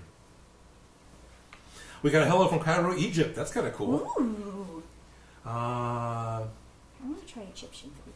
Oh, yeah. So bad. Oh, wow, wait. Waynard is yelling out, Pico? All of a sudden, I'm realizing who Waynard is. Pico? So, all right, everybody in chat, if you want to bombard Waynard, he's got the kind of a weird rainbow predator-looking, heat vision looking face. That poor soul used to live with me like 20 years ago. So feel free to have fun. Hello, Waynard, and welcome to. I'm looking at the camera. The camera's not looking at me. Hello, Waynard, and welcome to Odin Makes. And this is Felicia, and we're making a thing for a Loki mask. But hi, how's it going? Got LOL out of that. Thank you, Marvin9, for saying that I'm amazing. Appreciate that. Brandon Isaacson. It was brought up before, but if you make a transformer, I need to be involved with that. Oh, okay. All right. So we're going to make so Brandon Isaacson is a really good friend who does McThor. And if we're going to do a transformer, it's different. Yeah. So if we're going to do a transformer, do we have to do one of the Happy Meal transformers? Do we have to do like the French fries that turn into like an angry robot French fries? Is that what we're doing? Yeah. It wouldn't be the hamburger. No, we're not. It'd be like Soundwave or something. Yeah. No, I know, but I call it hamburger. Okay, you call the hamburger. I'll go back to her actually painting. No, it's okay. It's all okay. right. We don't have to do that That's Zoom fair thing. enough. But hello, Brandon. Don't look at my mistakes. No, but Mistakes. Oh no, I overpainted. I gotta paint it black. Don't panic when it's black. Oh, hey, Will Wilkins is on. Poor Waynard. Hello, Will Wilkins. Hello, Phil Davo. Hello back to the UK. Pardon me as I sit here. I'm trying to focus on chat. So it's okay. I'm painting now. Yes. So I'm not talking at all. We're getting a request from a fantastic name I can't possibly pronounce, Vinica Cat. Says, please give your Instagram handles. Follower on the way. So my Instagram handle is unimaginatively Odin Makes. So on Instagram it's just at Odin Makes, and that's I do a lot of posting for my upcoming video. Not my upcoming. When I have a new video, that's usually what my posts are. It's like, hey, new video. I actually do have an Instagram. Right. I think it's Ish? Ish87. And how would you go about spelling Ish? EESH. And is there an underscore? Yes, Ish_87. All right. And you don't have to follow me, it's okay. But my dog Toby, he has a Facebook. No, he has an Instagram. He has an Instagram. He has an Instagram. Toby Gomez with 2 B's. So it's Toby, but okay. Tobaby with 2 B's. With 2 B's. Tobaby Gomez, and it's Toby and Bruno. Nice. Yes. So Toby's got his own Instagram. He has his own Instagram if you want to see what he looks like. We're getting a very, very nice thing for Phil Davos saying, #1 build channel. Thank you, Phil. Appreciate that. Can I do a Zaku Blue? Let's see. Why am I answering that? Let's see. I know lots of I just kind of skipped those ones. So the Jacksmith has got a good question. Since I have made a lot of amazing props, where do I put the other props that aren't in the background of my videos? Thankfully, I have a 16-foot ceiling, so the props are slowly migrating up the wall here. They've actually moved around to the other wall at one point. I have some more upstairs near my edit bay in a case, and then there's a few props, very few, that have actually been rehomed. So some of them run around. Not just the frozen sword, but like Thorcules has a couple of my props, and then there's a few that have been gifted to other people. Nice. So, yeah. I have a box in my garage. Yeah, there you go. I have a couple boxes, a few. And yeah. It was great. For the longest time, Thorcules had the Stormbreaker. Oh, yeah. And people would recognize it because I put the handle on backwards.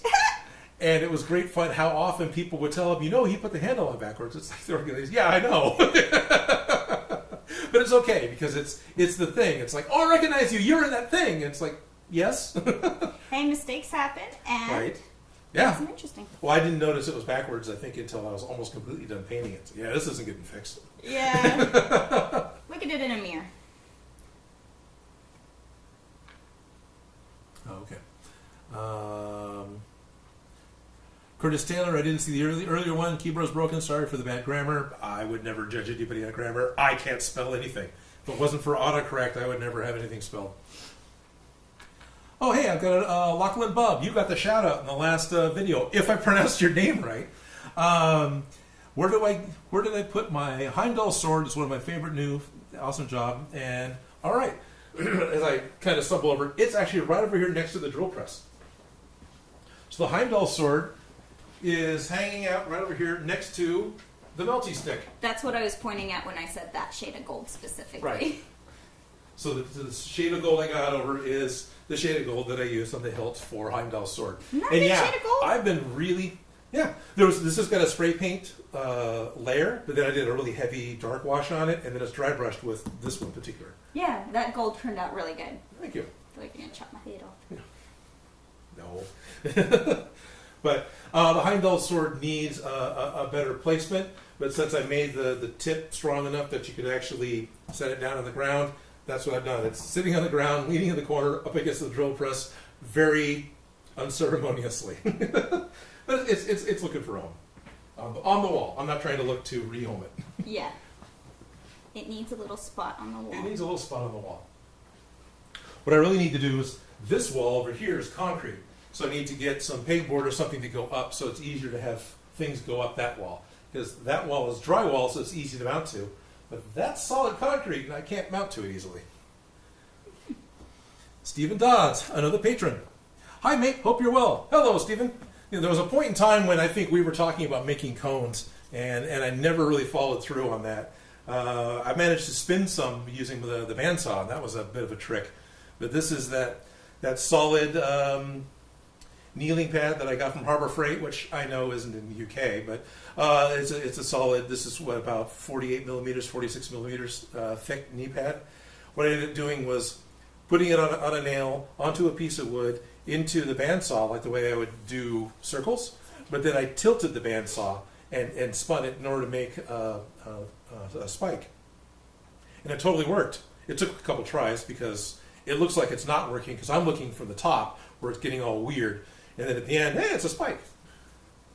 But honestly, it would probably be a lot easier and not that expensive to just go to polyprops.com. That's a UK distributor. I was wondering if you sell spikes. Is it easier just to buy them Yeah. at a certain point? Those will totally be easier to buy. And if you're in the States, go to TNT Cosplay. They sell the exact same cones. They range from like 30 millimeter up to 90 millimeter, something like that. So you can get the really good GWAR spiky, Ultimate Warrior spiky type of spikes. If you need something bigger than that, yeah, that's a quick way to go.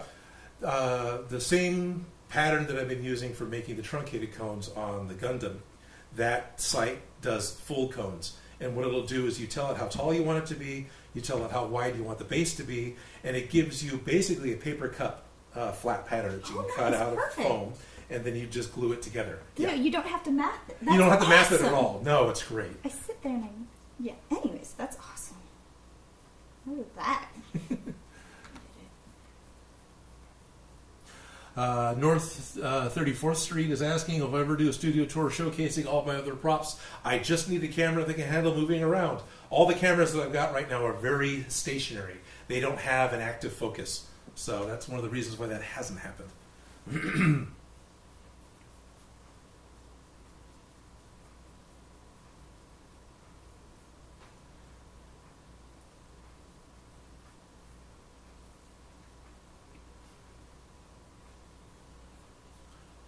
I'm reading through the comments.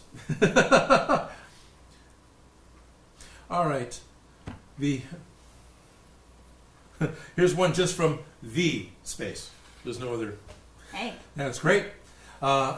V says, I'm in the middle of making a Hellboy arm right now at home. It's my first ever cosplay build. Thank you for your amazing video. I have learned so much from watching you and love your channel. Thank you, V. That's great. I'm really happy with the Hellboy arm, and yeah, I've seen a number of people do it, and I've seen some really, really, really good ones that I think were better than mine.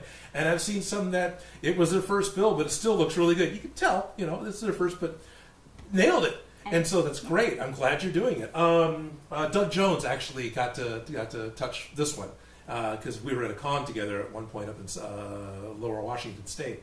And, being a really nice guy that he is, he gave me all sorts of compliments about it. Even though he was Abe Sapien, he wasn't Hellboy, but he was in the movie, so close. He saw the real thing. And the other fun thing was I got to do another con with Toby where we were doing talks together. Tory was part of the build team for Mythbusters. He was one that kept hurting himself. Yeah. He was the one when Adam wanted to do something and the producers would say, no, insurance will cover that. They'd make Tory do it.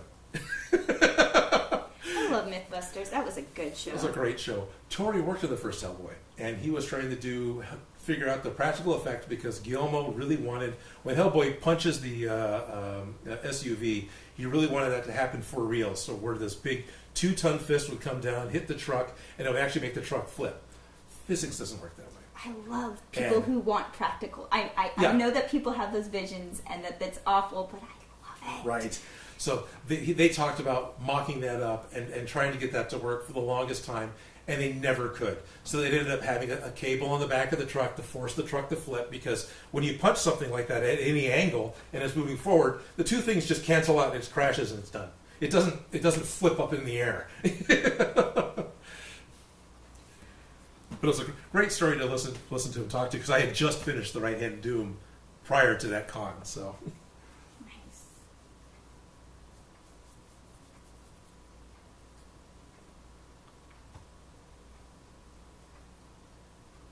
Oh, good. So Lachlan Bubb is telling me that I got his name right. That's good, or her name. And I got a shout out. Yes.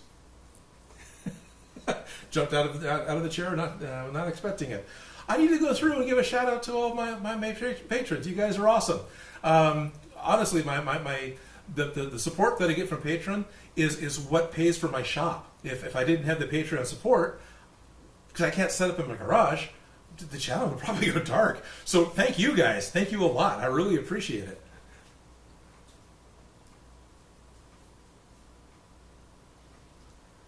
Now I'm trying to remember what we talked about with Logan Dark Horse, but just saying about my comment earlier, fully understands that words are not easy, and thank you for applying our skills. Gotcha. Yes. Thank you. Yeah.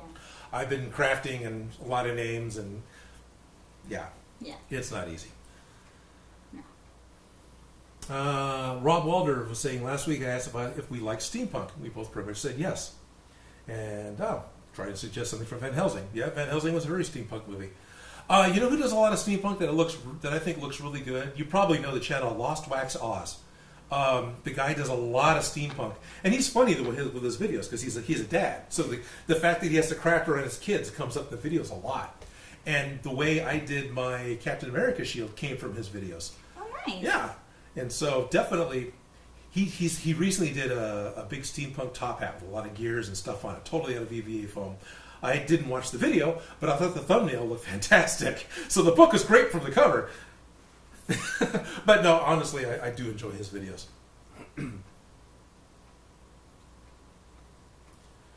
Jack Smith is asking about the Gundam suit. Now that we're finished with the Amazing Gundam suit, do we have plans on making another suit from anything? Anime, movie, or TV show? We're not completely done with the Gundam suit. We need to make armaments. Gundam, there are some iconic things that go along with it. Needs accessories. He needs accessories. He needs his beam saber. That's the main one. The Gundam came out in 1979. Star Wars was such a big thing at that point that giant mech has a giant lightsaber. It's just called a beam saber, and it's magenta. So that's next. And there's a couple other iconic accessories we want to do for it. And then, we're moving on to another big suit. One that's going to fit me.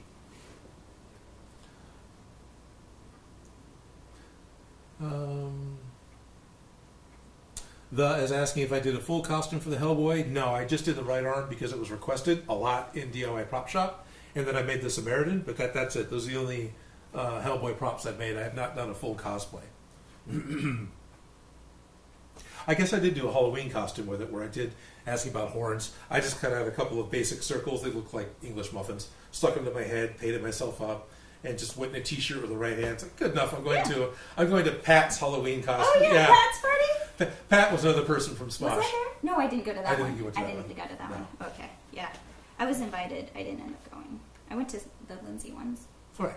That's the Little Mermaid. But you didn't dress up. For Little Mermaid? For No. Lindsay's party. Yeah. Yeah. I tried to dress up. Did you? Well, I did, for Little Mermaid I didn't, but I mean, generally Yeah. speaking, I try to dress up. Yeah, no, I know. To acknowledge, Richard Boom is asking about Ghostbusters props, specifically asking about PKA meter and photon pack.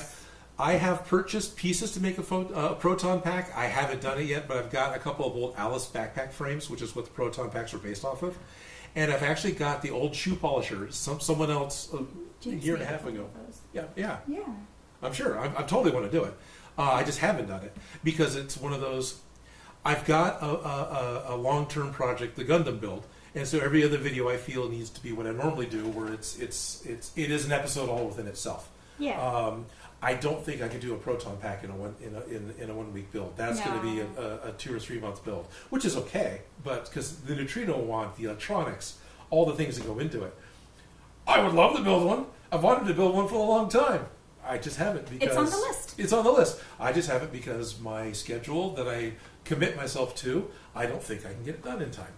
The PKE meter, I want to do that, but I'm hung up on getting metal arms made for it. So, are those going to happen? Yeah, I've got the parts. Ghostbusters is fantastic.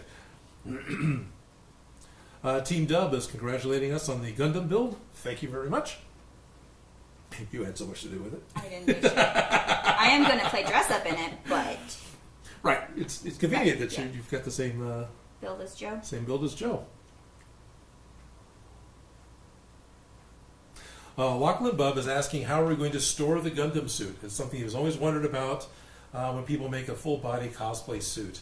One of the things I'm going to do first is there's actually a used store fixture facility about 3 miles from here. Capital Fixtures? Yep, Capital Fixtures. So I'm going to go there and see if I can't get either one of the soft mannequins, because they actually made mannequins that have like hands and head and the rest of the body is canvas with a wire inside, or if I can't just get a mannequin that's 5'2", so it's about the right size as Joe. That would be the first choice. Secondary choice is make a PVC frame. And then the other thing that we can do that's actually accurate for Gundam is I can make a PVC frame and then hang it from cables, because Gundams sort of get supported. They Yeah. get picked up and moved around. At the costume shop, we had these metal frames that were kind of, instead of PVC, it was that they had the little base plate, and then you just Right. straighten it up, and it has the shoulder support, and it has little lines in the center, so you could hang the pants from it. Okay. And James has a bunch of those. I'm sure you can Nice. easily get one of those off of him. Oh, okay. Just throwing that one out there. That's not a bad But idea, because it would fit. a single pole would totally work, because Yeah. there's no There's no center crotch. pants. Yeah, it's Yeah. it's a skirt basically. They literally call it an armored skirt on the mech. So it's a belt with those armored plates, and then it's just legs. So center pole would totally work with that. Yeah, I'm just throwing that one out there because I know somebody who has some stuff. Actually has some stuff. Okay. And they're heavy metal, so they're not like PVC where they're going to pop out. Yeah. Okay.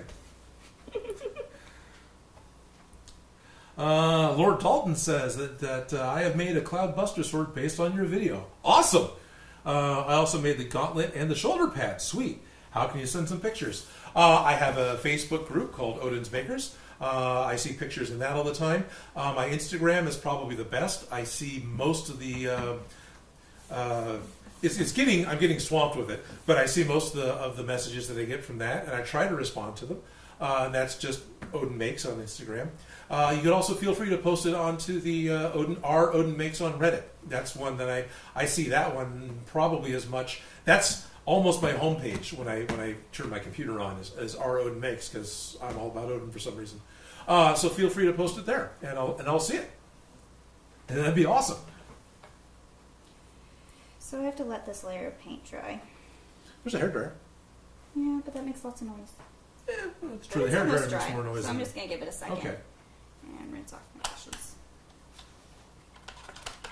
So Jerry Rig Props, another patron, says, "I gotta head out, guys. Need to attend my 2-year-old son." Great. Say hello to your 2-year-old son, Jerry, and thank you for tuning in for as long as you did. We've been on for 2.5 hours. I get it that you gotta go. Yeah. Crafting takes time. Crafting takes time, and I know at some point you're gonna need to go. Eventually. Would you like a paper towel? Eh, Yeah, maybe. eh. So what's the progress on the face you got? I there? got the first layer of the dark silver down, and I'm letting it dry before I add some more of the lighter silver over the My top. brain's not letting me do this. Sorry, Toby. He started cuddling my feet, and then I stepped on him. Cool. Well, not cool on Toby, but... Yeah.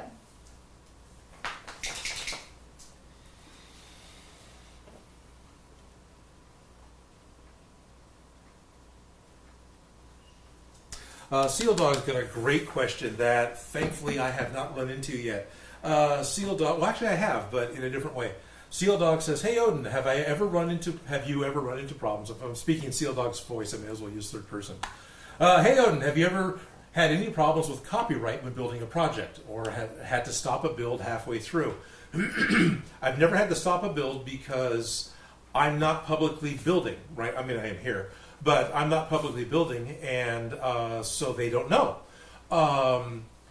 Because we're doing cosplay, and because the channel is specifically geared as this is how I would make it, and I'm not presenting it as I made this for the movie Avengers, there's enough of a gray area, and it is a total gray area, that I think the majority of the copyright holders are willing to turn a blind eye to it. And that's totally what it is.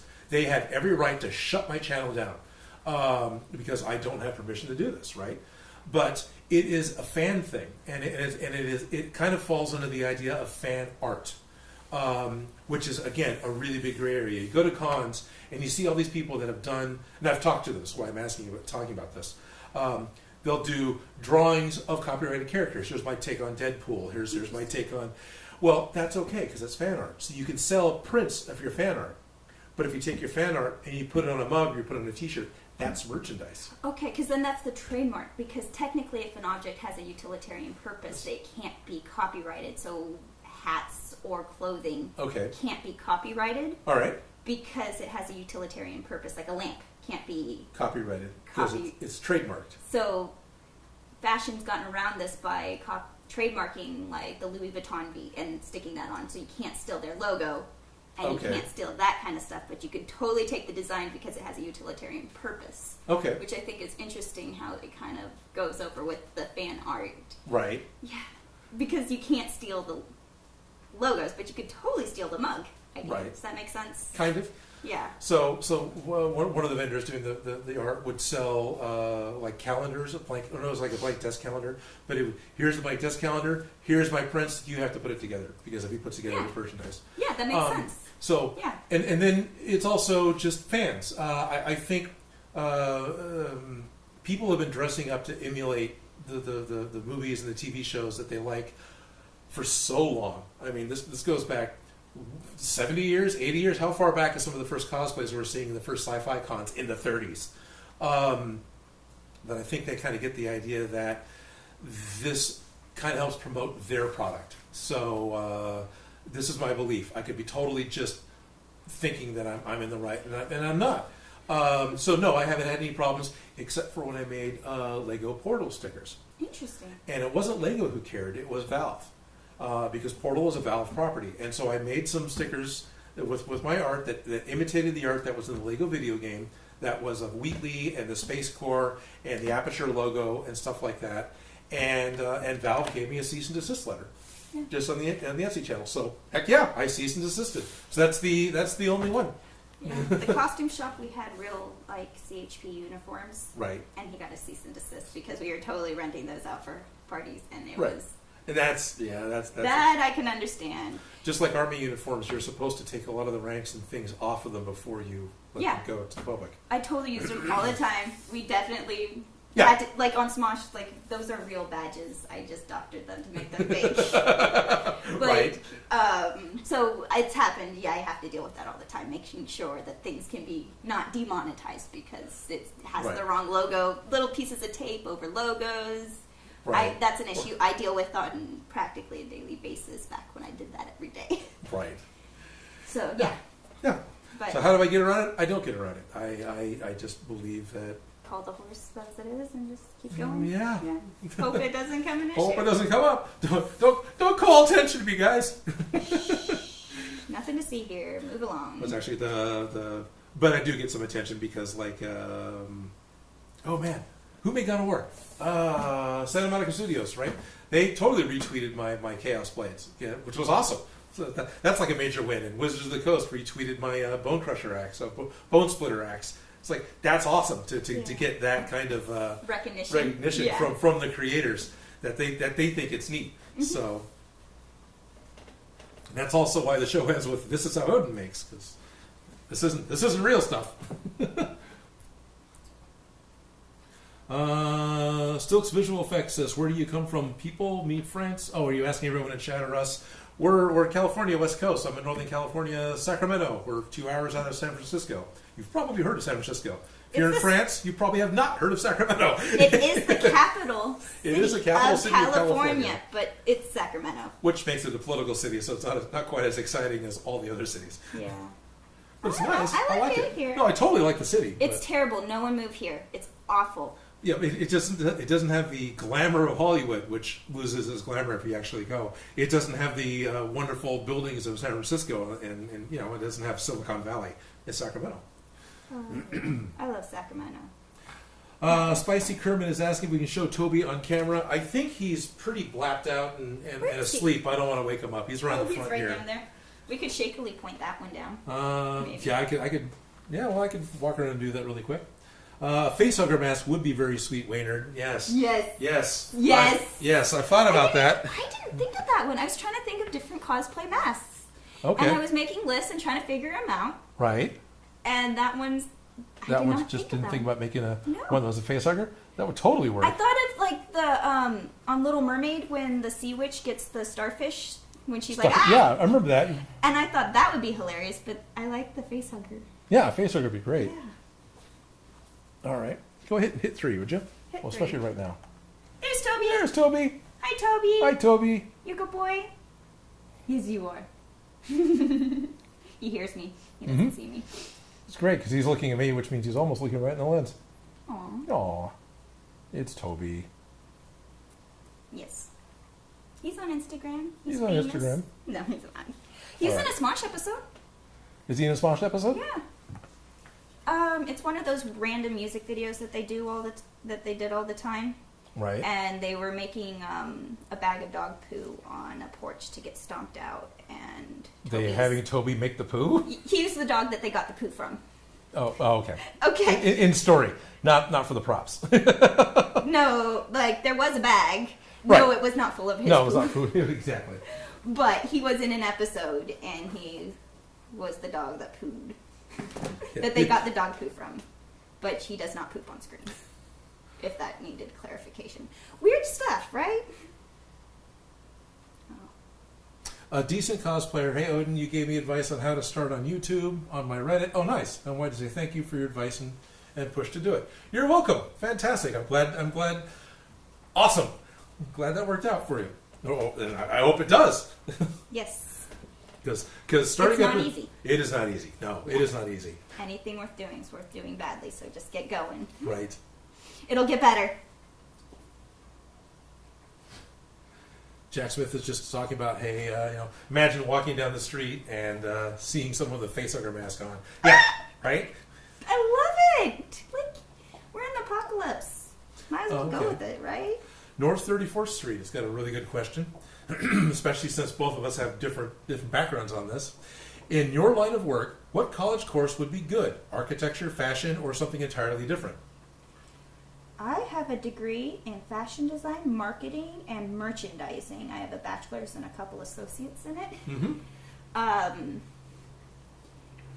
I don't know. Like, I learned a lot. Don't get me wrong. I know a ton, but I don't think the degree really means as much as the University of YouTube or physically having the practice of creating. But I definitely learned a lot of pattern drafting, marketing, merchandising, and understand the social. Anyways. Yeah. So I have a degree and background in fashion design, marketing, and merchandising, but I took a lot of courses. Right. I took some college courses for stagecraft. I took some college courses. The biggest influential college course I took was puppetry. And that was one of the first times I really cut up foam and really glued foam together with barge and started making puppets. I ended up making a giant dragon puppet and some other stuff that really, And that was the beginning of really a good spot at the beginning of all the foam build was that particular class. So, and then I also took a couple of other art classes in college, and I also took a sewing class in college. An art critiquing class is actually one of the more beneficial classes that I've ever Right. taken. It was technically, we were picking out art for the school's magazine, Right. but it taught you how to process art. Like, not just immediately say I like it or I don't like it. Why? What's Right. it about? Quantify why you liked it. And then it also helped you get over yourself. You know, because we were talking about people's Right. artwork very bluntly. You know, people take their artwork, it's very personal, Fully. very emotional. Fully. And then we're learning how to break it down in a logical manner without breaking down people, if that makes any weird sense. Totally. And I think I learned more from that class than not any other class, but I learned so much about art, just critiquing other people's art and understanding why things worked, why things didn't work, and not just saying, I don't like it, if that Awesome. makes any sense. It- So an yeah. art critiquing class would be very beneficial to anyone who wants to present things, you know, it gets you Right. a taste of what to... Because I'm sure the class helps separate the art from the person. Because art is an incredibly personal thing. Oh, no, it didn't, but yeah. Oh, okay. All right. But it is an incredibly personal thing, and Yeah. there were kids in this class who did have art submitted, so we did do the reviews with Oh, them okay. in the presence, but there Right. was a lot of people who weren't. And it was just really learning how to look at art and not just, you know, like Right. Just saying, oh, I like it, you can't quantify how why. to truly critique, like what a critique is supposed to be, and not just, oh, let me just talk as much shit as I can possibly about this. There's this flaw, and there's that flaw, and this is ugly. Right. You know what I mean? Like, you could do that all day long. There's anything can get broken down. Right. But understanding what works and what doesn't work and why and going forward to move on. Anyways, Yeah, totally. but that was one of those courses that I would highly recommend, whatever your art major is. Yeah. Sounds like it would be useful in a number of things. Oh, definitely. That was one of those ones I took at a recommendation of a friend, and I genuinely do not regret that. I love that class. But Alrighty. Well, I'm hearing that today is JJ Boone's graduation. So big congratulations to you, JJ Boone. And you have got such a milestone year to talk about as your graduation year. you know, I graduated at the end of the world. December 25th, 2012. 2012, right? Okay. Yeah, that was the last day of school. Like, I was officially graduated Okay. on that day. On that day. Yeah, so I figured if the world was ending, at least I got a degree, right? Finished something. Right? The world could have ended before finals. Well, no, I got it. That's true. You got it now. If you weren't gonna, yeah, okay. I would be so frustrated if it was like the world ended Right. before I finished. Anyways, but No, I hear you. Yeah. It's just the joke of there's all this work to do the finals, and you're fearful of failure. It's kind of a sitcom type of a plot. Let's see, where are we at? I'm nearsighted, so I have to lean in so I can read.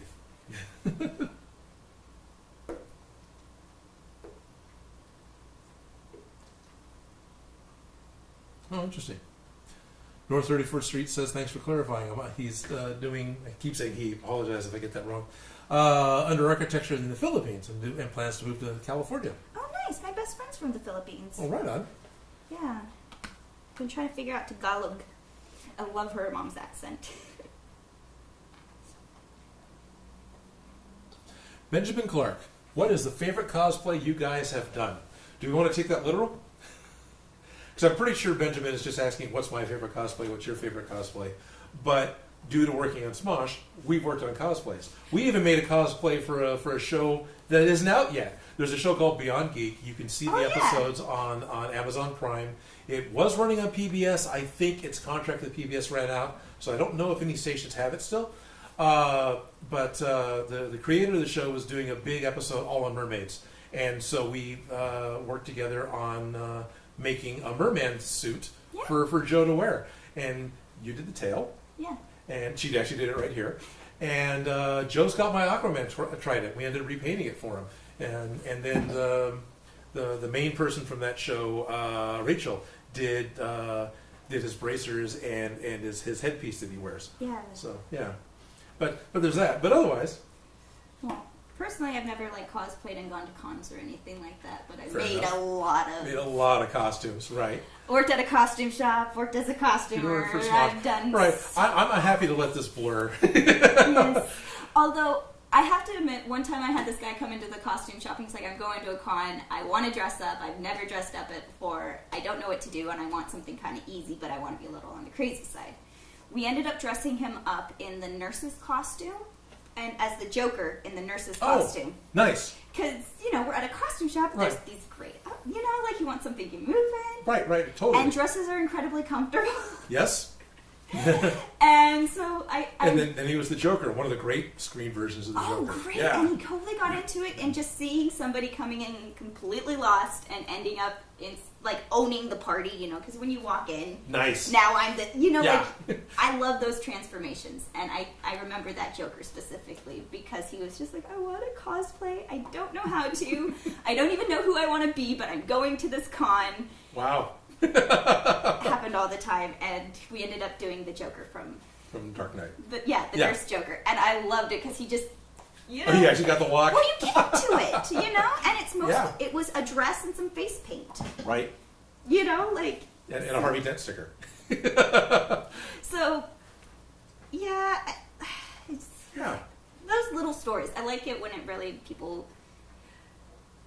I loved at the costume shop when people would come in thinking that they weren't the person that ever parties or gets to go to a party, but they were invited to this one thing and I Right. need something.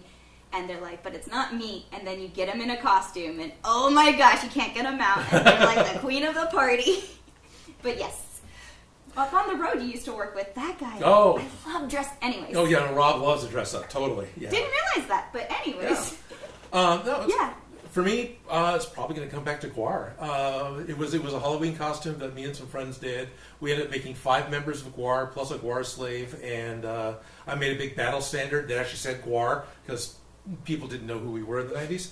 It's the Mastodons. No, that's a different band. But it was a progression of Halloweens for us because at the time we were going to cons. Cosplay wasn't really on our minds. We were all about doing the Halloween contests. I feel like that Halloween's a gateway drug. It is, totally. And also, at that time, was Rocky Horror Picture Show, which I fully went down that rabbit hole, too. I've It's got actually so how I many met the people up guy. for that, but I've not yet gone. Oh, okay. But anyways, It'll happen. it'll eventually.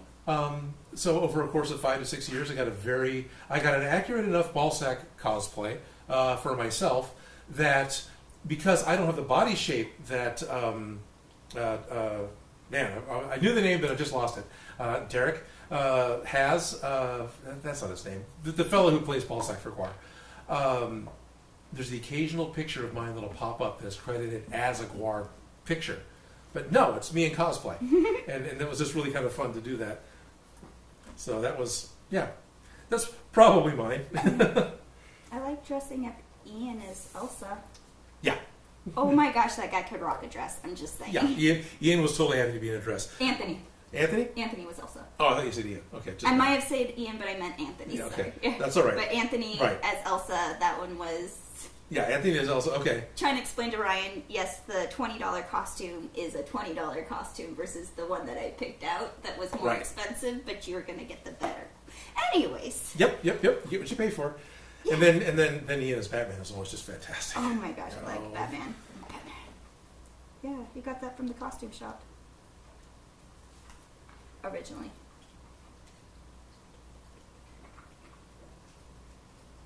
Stephen Dodds is asking if I've ever thought about doing a build-along video live.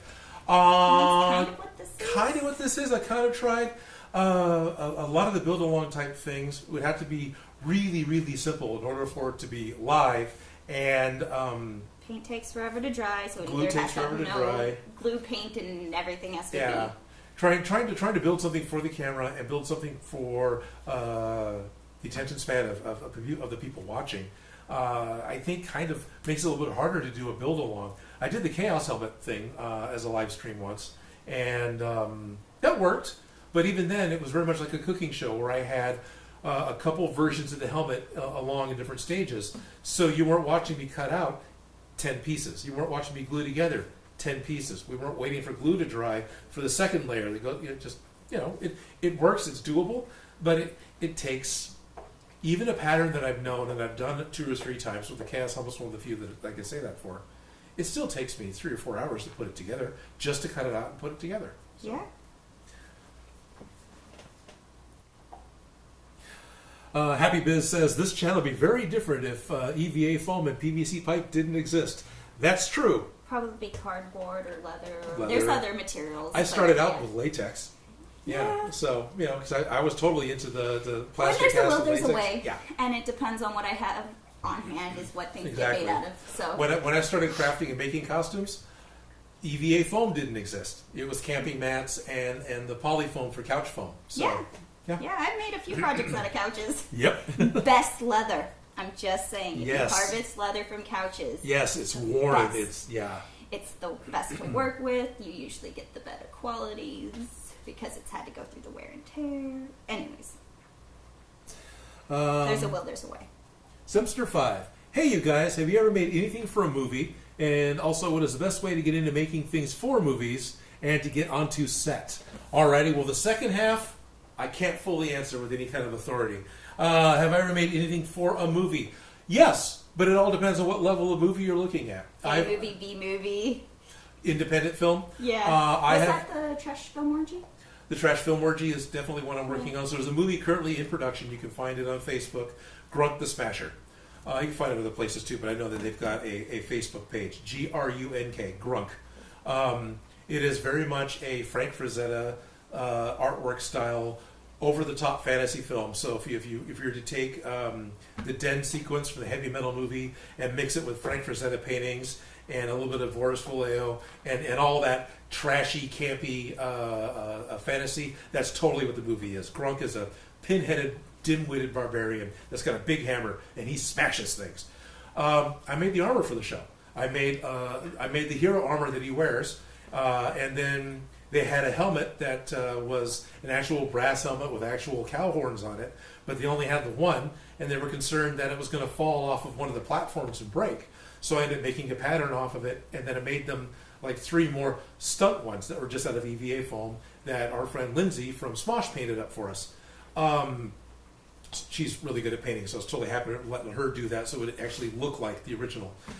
It was good enough that the director, standing there looking at the 4 of them on the table, couldn't pick out which one was the metal one, and they ended up not using the metal one for the rest of the production, basically. Because I think it's probably white. in some of the close-ups. Yeah. But why? Just put the foam one on. It's more comfortable for the actor. It doesn't rub on his forehead. Exactly. Yeah.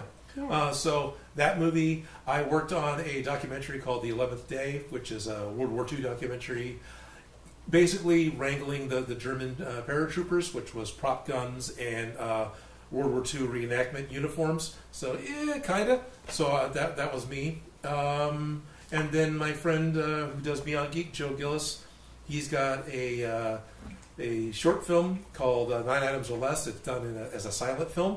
I did a lot of the specialty props for that, which was no budget. You can see it, but it's fun. You can find that online if you look hard. We did some Groovy Ghoulies music videos, and then another movie he did was 9 Items. I can't think of what it's called. It was an adaptation of a very fairly popular high school play, Voices from the High School, and I think it's what the movie ended up being called. And so I did some specialty props for that, and so those I've done. Hollywood props, haven't done that. How do you break into Hollywood? No idea, because I never actually tried. So that's out of my realm. Me, I've never done any features or Hollywood, but I've done a lot of music videos and props and sets. I built a lot of sets. Right. You actually helped me on the last one, the Jacob Collier and the Kimbra. Kimbra with the big pink dress? Yeah. Or was that a different one? No, that was Taylor Parks. Okay. It was the pink dress, but this right. was the dancing skeletons. Is that out? Yeah, it's out. Okay, good. Yeah, no, I know. I wouldn't talk about it if it wasn't out, but Good for you. But yeah, I came and bugged you for help with that one. That was fine. That was fun. Yeah, but Otherwise, yeah, it's a lot of don't be afraid to help people you know who are doing an independent project, because if you can be part of a project that actually gets finished, then there's something that somebody else can see. It is such a lottery luck to actually, get kind of noticed. But if you just go to where the areas are, show your work, a lot of the houses, prop houses, just need workers immediately. Oh, yeah. I've been told I would be hired to work on Hollywood films if I lived in Hollywood. But because I'm 6 hours north, I'm too far away. It would take me too long to relocate to get down there, and there would be too much time lost that I'm not worth hiring. Yeah, So- I worked at a costume shop, and when you work at a costume shop, everybody that needs costumes goes to the So it's a shop. costume shop, right? And so you get to know all the parties going on in the city. Right. And Wow. we had people from the Bay Area all the time coming because it was a better shop than they had in San Francisco. And we went Oh, out yeah. buying in San Francisco all the time. Right, because Yet- Decades was buying out all the other shops. Yes. The favorite part of the job, just going out and buying old costume Right. shops. But Which isn't a mean thing to say. It's just the no, what's I know. happening. But people would come all over for Richard the costume shop, so it would always, you get to know people, and that's how I actually got into Smosh, was because Paula would come in all the time. Oh, and gotcha. I was doing their costumes before I was doing their costumes. Right. And then Paula was the one who's like, hey, you want to come help me? And then they never got rid of me. Right. So, being where people... And somehow you got on my show too. No. No.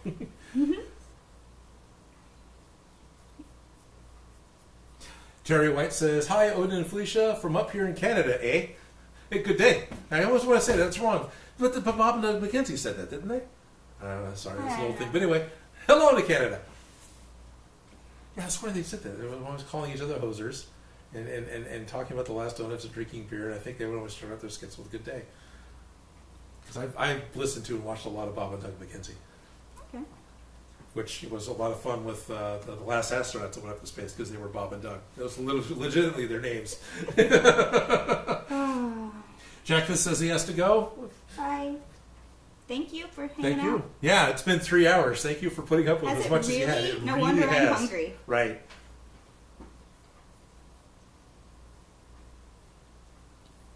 A decent cosplayer. Do you have a music building playlist, or do you watch anything to help with long builds? Yeah, I've got a Pandora station that I listen to that's like Hans Zimmer or Klaus Badelt. I listen to a lot of soundtracks. I like listening to music without lyrics, especially when I'm being creative, because then my mind's on what I'm doing, but I've got music and I'm not paying attention to lyrics. Oftentimes, lyrics will give me a heck of an earworm that won't go away. So I've kind of shied away from listening to that. Also, the music you hear in the background of my videos, that type of music I just normally listen to as well anyway. But the stuff I have in my videos is I have permission to use, so I can use it.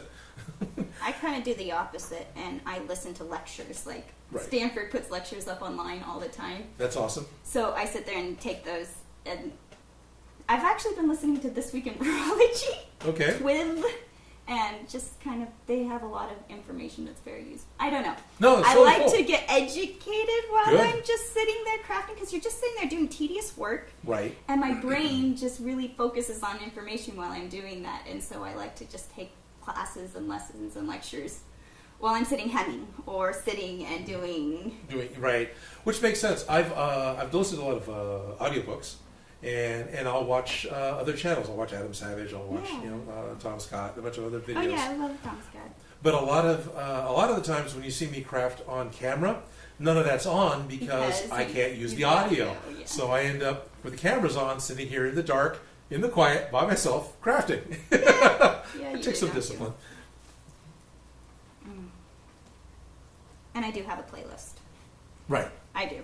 I just have a Pandora and let it repeat the same 6 songs or I whatever have it a is. Spotify station that it has this, like, every song on it has, like, invokes an emotion, so it feels nice. like I'm really, Okay. They all have a weird story on it, so that's my work playlist specifically for creative mode. This is just sucking up the paint, but it's looking great. Good. CH Bull Driver says, "Hi, Odin. Watching from work. Have loved watching your channel for a long time. Miss hanging out and chatting with you. Been a few years." Well, going off your handle, CH Bull Driver.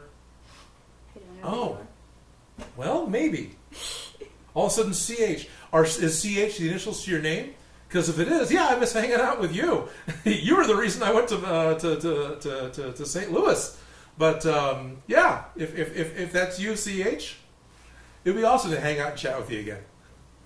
And if it's not you, if that's not the same CH, still, it'd be awesome to hang out and chat with you again. Sean Parker says, if you like motivational music, try Two Steps from Hell. It's like epic trailer music. Yes, Two Steps from Hell is it is trailer music. They're a production music company, so it's a company that makes music specifically for like movie and trailer use, and it gets called production music. Is it? And yeah, they do. If you want something that sounds like the Aliens music but isn't, so you can use it, or sounds like the Batman theme but isn't, they do a really good job of recreating movie scores that isn't the score, so you can use it for commercials. You can use it for it gets used in other movies. Oh, nice. Yeah, and so Two Steps from Hell is really good. And now I can't think. Audio Machine, and what was the other one? Like I don't know Empire who of anybody, Angels. even the cool people, are. Right. No, it's. All those come up a lot, especially. I actually have a Two Steps from Hell station on my Pandora, and they all pop up a lot on the Hans Zimmer station that I listen to. So yeah, totally know who you're talking about.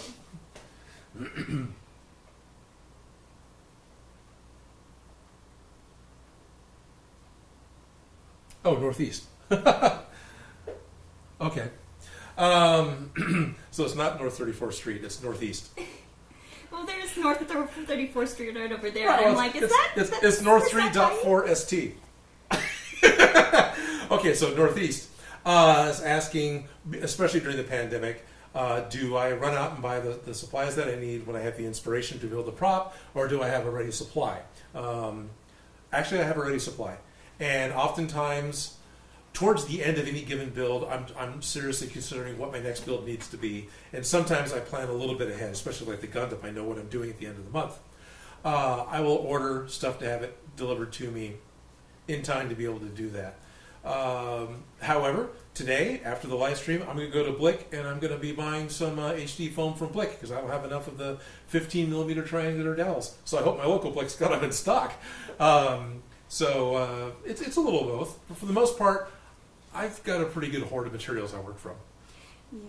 I've been going through my fabric stash Right. and scraps. I have not gone to the craft store because, limiting Good for you. the extension, but I desperately need safety pins. Right. I need safety pins, and I need actually sewing needles, just the regular needle and thread needles. I have none left. None left, right. And they didn't have any at the dollar store when I was like, doing my one trip through. Right. They had none.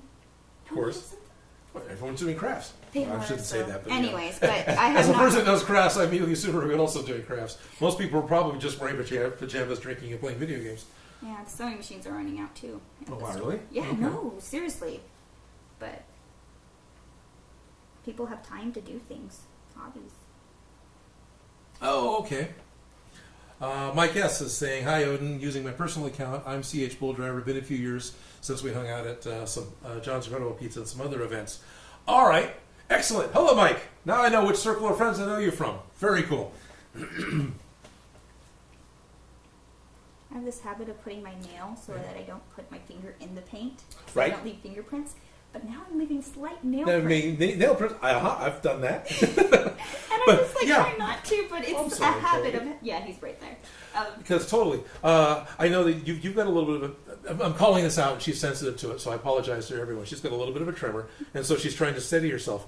I do that all the time because my depth perception isn't very good, because I'm nearsighted, my eyes aren't perfect. So I'll end up putting my finger against something to help hold things steady while I'm working on it.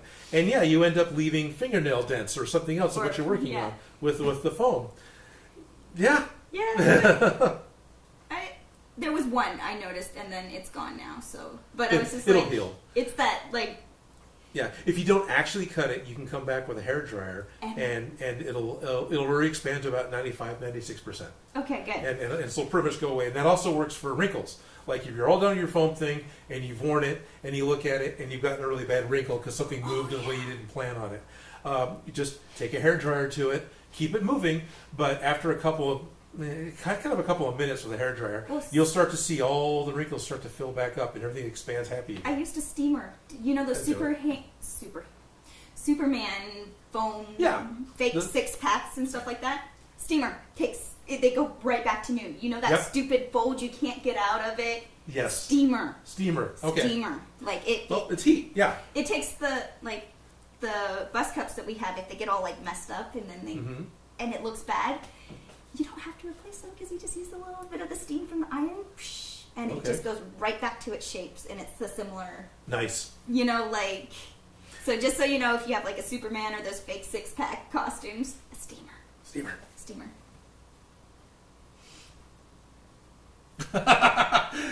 Hooray, Starius left work early, came home, and hooray for extended Odin stream. Hey! Glad you appreciate we're it's trying to do almost done. We're trying to do a marathon to get this thing finished. I just have to add gold. Yeah, exactly. Just have to have gold.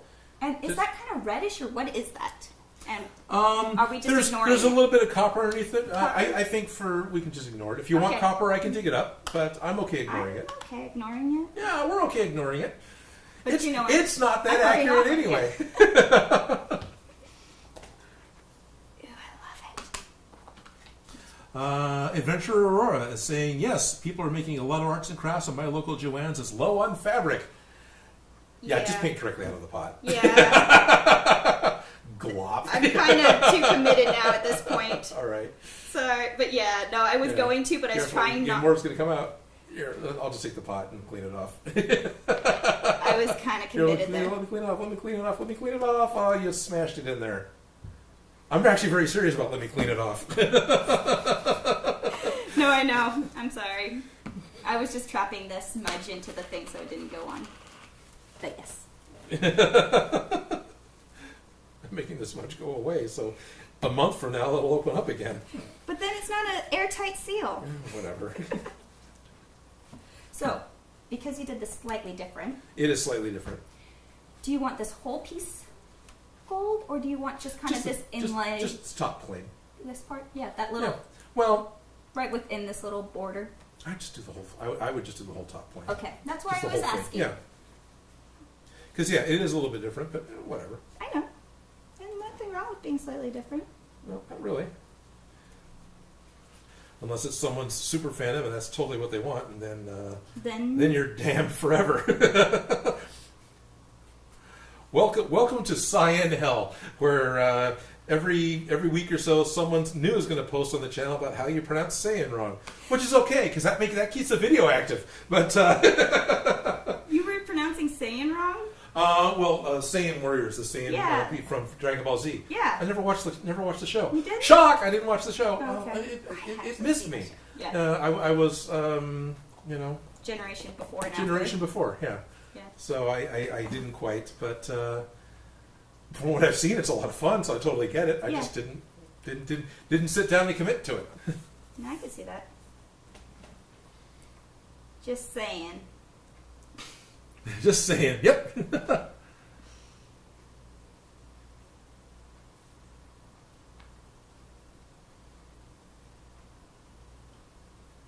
Oh, okay. This is a good one. From Lachlan, going back to the Doom build. I was kind of reading it first because I thought it was a request.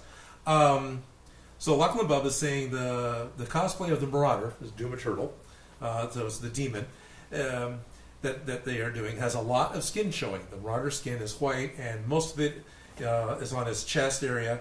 And how would you do it? I'm thinking of doing a sports skins top. Okay, so it depends on what you're going to. Right. Circumstances completely change this. So depending on it, if you want to be comfortable, I like the sports top. Right. Especially if you can get one printed that's got close to the chest that you want. Yeah, no, I'm totally t-shirts, Right. stretch knits, over painting fabric, or Absolutely. painting bodies. Thorcules. So I've got a friend Thorcules, Thor cosplayer.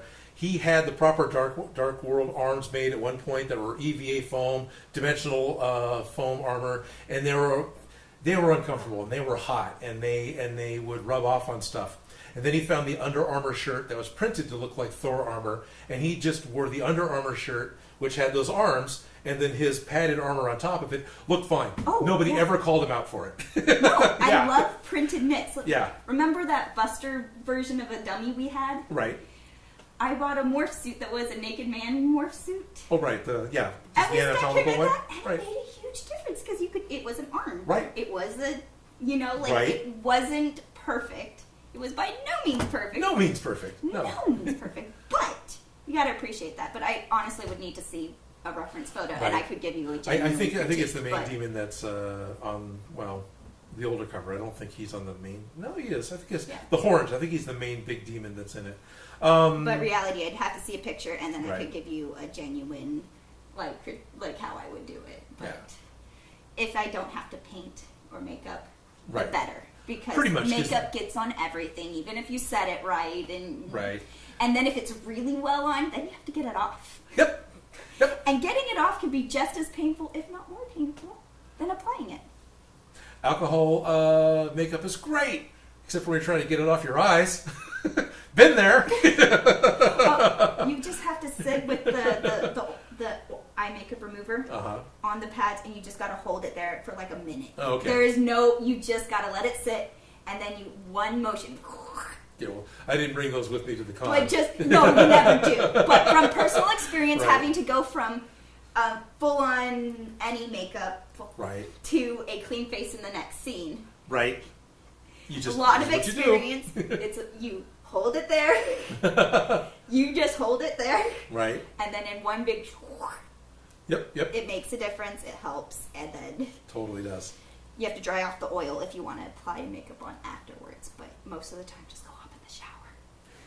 Anyways. Yep. Yeah.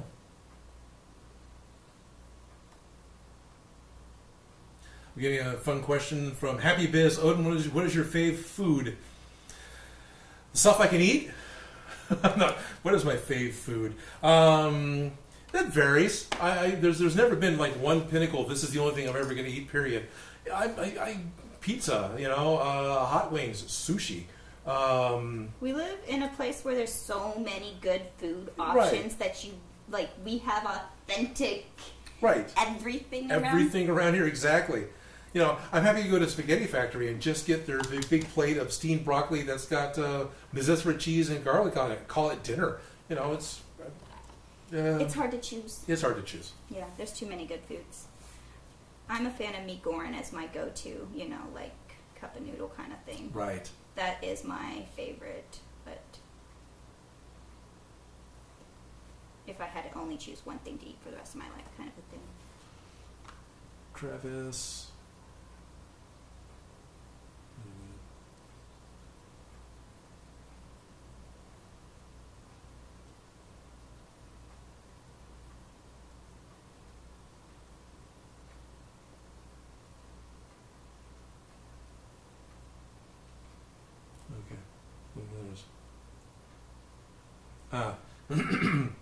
There it is. I saw his correction. I couldn't find the question that went along with it.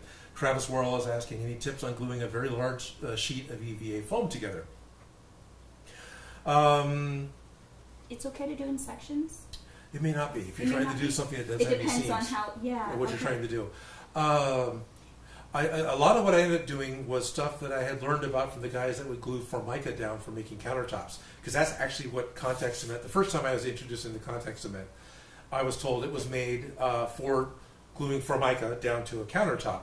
And when you do that, you've got this sheet that's 2 feet wide, 8 feet long, and it has to go down the right way the first time, or else you're totally redoing from start. What they would do, because it's thicker than EVA foam, so this doesn't quite work, they would put in a series of wooden dowels. And so you have all these thin wooden dowels, and you float the sheet on top of it, so you can move the sheet around to get it to where you want it, and then at one end you start pulling the dowels out. That makes a lot of sense. And then you work it down. And then you work it down. So when I'm doing a large sheet with the cosplay, I do the same thing with sheets of paper. Because then I can move it around and I can get it to where I want it to be, and then I start pulling the paper out. And the glue still sticks to the paper, so it's not as easy as saying. Yeah, it's not just an easy peel, but it is a barrier that you can work the air bubbles out. And wax paper might work. I just never bothered to try. Parchment, baking parchment might work. Never bothered to try. I just use the basic brown paper for the paint department because it's like $3 for a roll. That's more my budget. Yeah, and you're just throwing it away anyway. Yeah, so you can throw it away anyway, so why get really good stuff? So you can also use, it's tissue paper that has a weird backing. I get it at the dollar store. It's the white crappy stuff, but it's a little bit thicker. Okay. Nothing sticks to that. And I use that Do I actually just go to the dollar store? I need that white crappy stuff that nothing sticks to. Okay, so sometimes you get a little bit higher quality of a crunchy anyways, Okay. and it has a finish on one of the sides that it's sort of like a parchment paper. It's not going to stick as much. I guess you could use parchment paper Right. to help with the not sticking and being able to use it. Right. I also use it if I want to put things through the sewing machine that ought not to be, Okay. because it helps it slide Helps through, it slide through. Okay. and then you tear it off. Right. But if you're trying to separate, a non-stick kind of parchment paper might be helpful. I know it's not as cheap as craft paper, but it's a non-stick option if you don't want to deal with that. Yep. So there you go. Also, a big thing I'll do is if I know the pieces have an edge that's square, I'll try to get those pieces squared up. And I've got the heavier piece laying flat in the table, and the lighter piece I'll just kind of curve back. And then I very much try to let it fall on its own. I don't force it to go down because I've pushed it wrong in one direction and warped it. So I kind of let it roll down under its own the way it wants to go. A lot of finesse. You need a lot of finesse. And But just ultimately, know papers. know that the air has to go out. So Yeah. you start at the center, pushing air bubbles outward, or start on an end and you push the air bubbles outward. And it's okay to not have your edges finished. Like if you do it, Right. do it together and then trim your edges. Absolutely. Are always, that's an option. That's the goal. Yeah. Cut it wider than you need. Have your finished lines on your top layer. Glue them together so your finished lines are still represented with the bottom layer, and then cut the two of them out. Yeah. Because you will never line them. Well, I shouldn't say never. And if you want to do it a curved surface, it also helps because Oh. then you can do the double layers. They're not going to fit together the same way, and then you can get your shape and then cut the edge. Yeah. So give yourself a border wiggle room. Wiggle room, absolutely. Wiggle room. Because if an air bubble in their wiggle room spot, you don't really have to stress that about.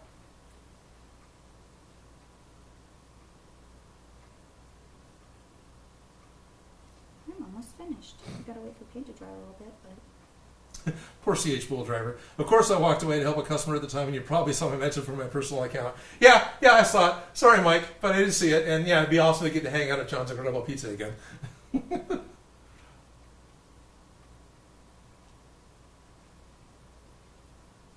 Oh, it's so an alt account for North 34th Street or Northeast is saying as an independent team wishes that they could support as a patron, and that's totally cool.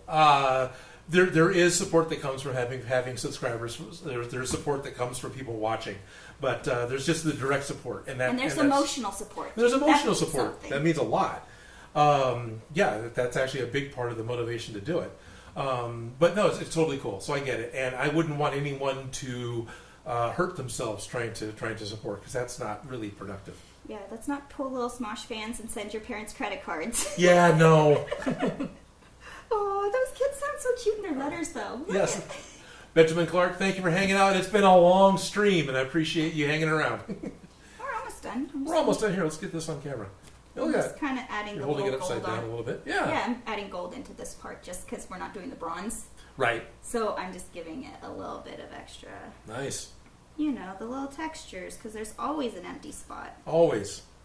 Somewhere you need to get a little color in. Bob W is asking, how many videos have I made? I would have to actually go and look and count it up. It's 100 and something. I don't know. Yeah, I mean, There's a lot.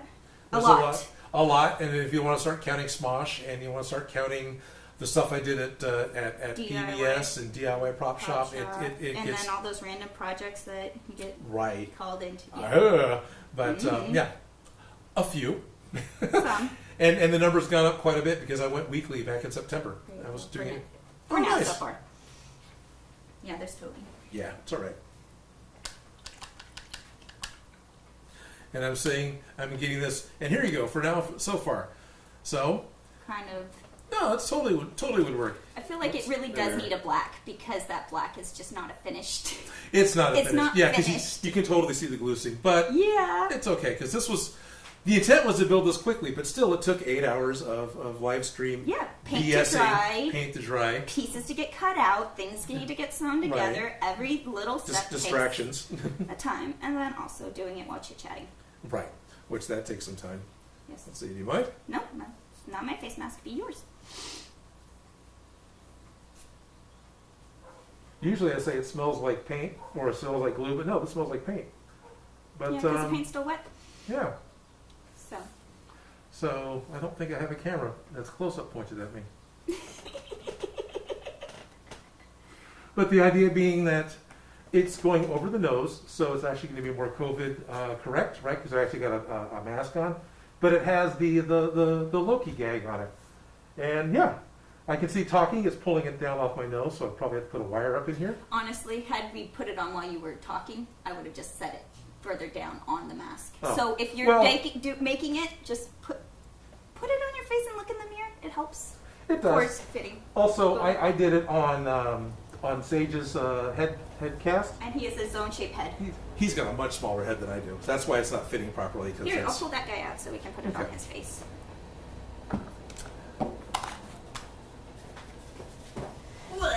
Don't hurt yourself. This is solid plaster, so it's a little. it's a little heavy. So that should fit better.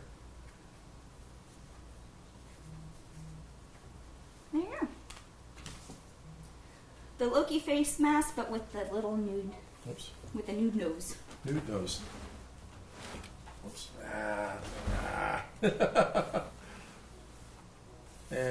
Camera's a little low. All right. In order to make that work, I'll actually have to walk around and reposition the camera. But this has been a 3.5-hour live stream. I greatly appreciate everyone who's stuck around to this point, and even those who popped in at this point and just kind of put up with our rambling. I've been having a lot of fun doing live streams. I'm going to start doing a live stream every other week. That'll be a private live stream just for my patrons. I will continue to do the sporadic live streams for the public as well. At some point in time, I'll probably move to Twitch. I just got to get over my hangups. And I've been having a lot of fun live streaming with Felicia. We're probably going to do this again next week, but then after that... I have to start working Friday mornings again, so it would have to be Friday afternoons. Yeah. That's okay, too. But yeah. Right. Friday mornings were working for me, kind of, because I was able to have the rest of the day to still get stuff built. But been having a lot of fun. And thank you guys so much for your questions, for your comments, for playing along, for putting up with us rambling. Yes. Yeah. Hey, I love talking. Right. And I'm sorry we didn't have a better Toby camp. That he got his one shot. Yeah. But definitely, Toby Gomez is his Instagram handle. You can find Felicia at Eesh87. That is EESH_87 on Instagram. And I'm Odin Makes on Instagram, and Facebook and YouTube and all and Reddit and all those types of things. But this has been there's going to be lots of different ways that you can ramble on a live stream. But this is how Odin makes. Did you want to say anything, by the way? Good. Thanks all for putting up with me. All right. Thank you, guys.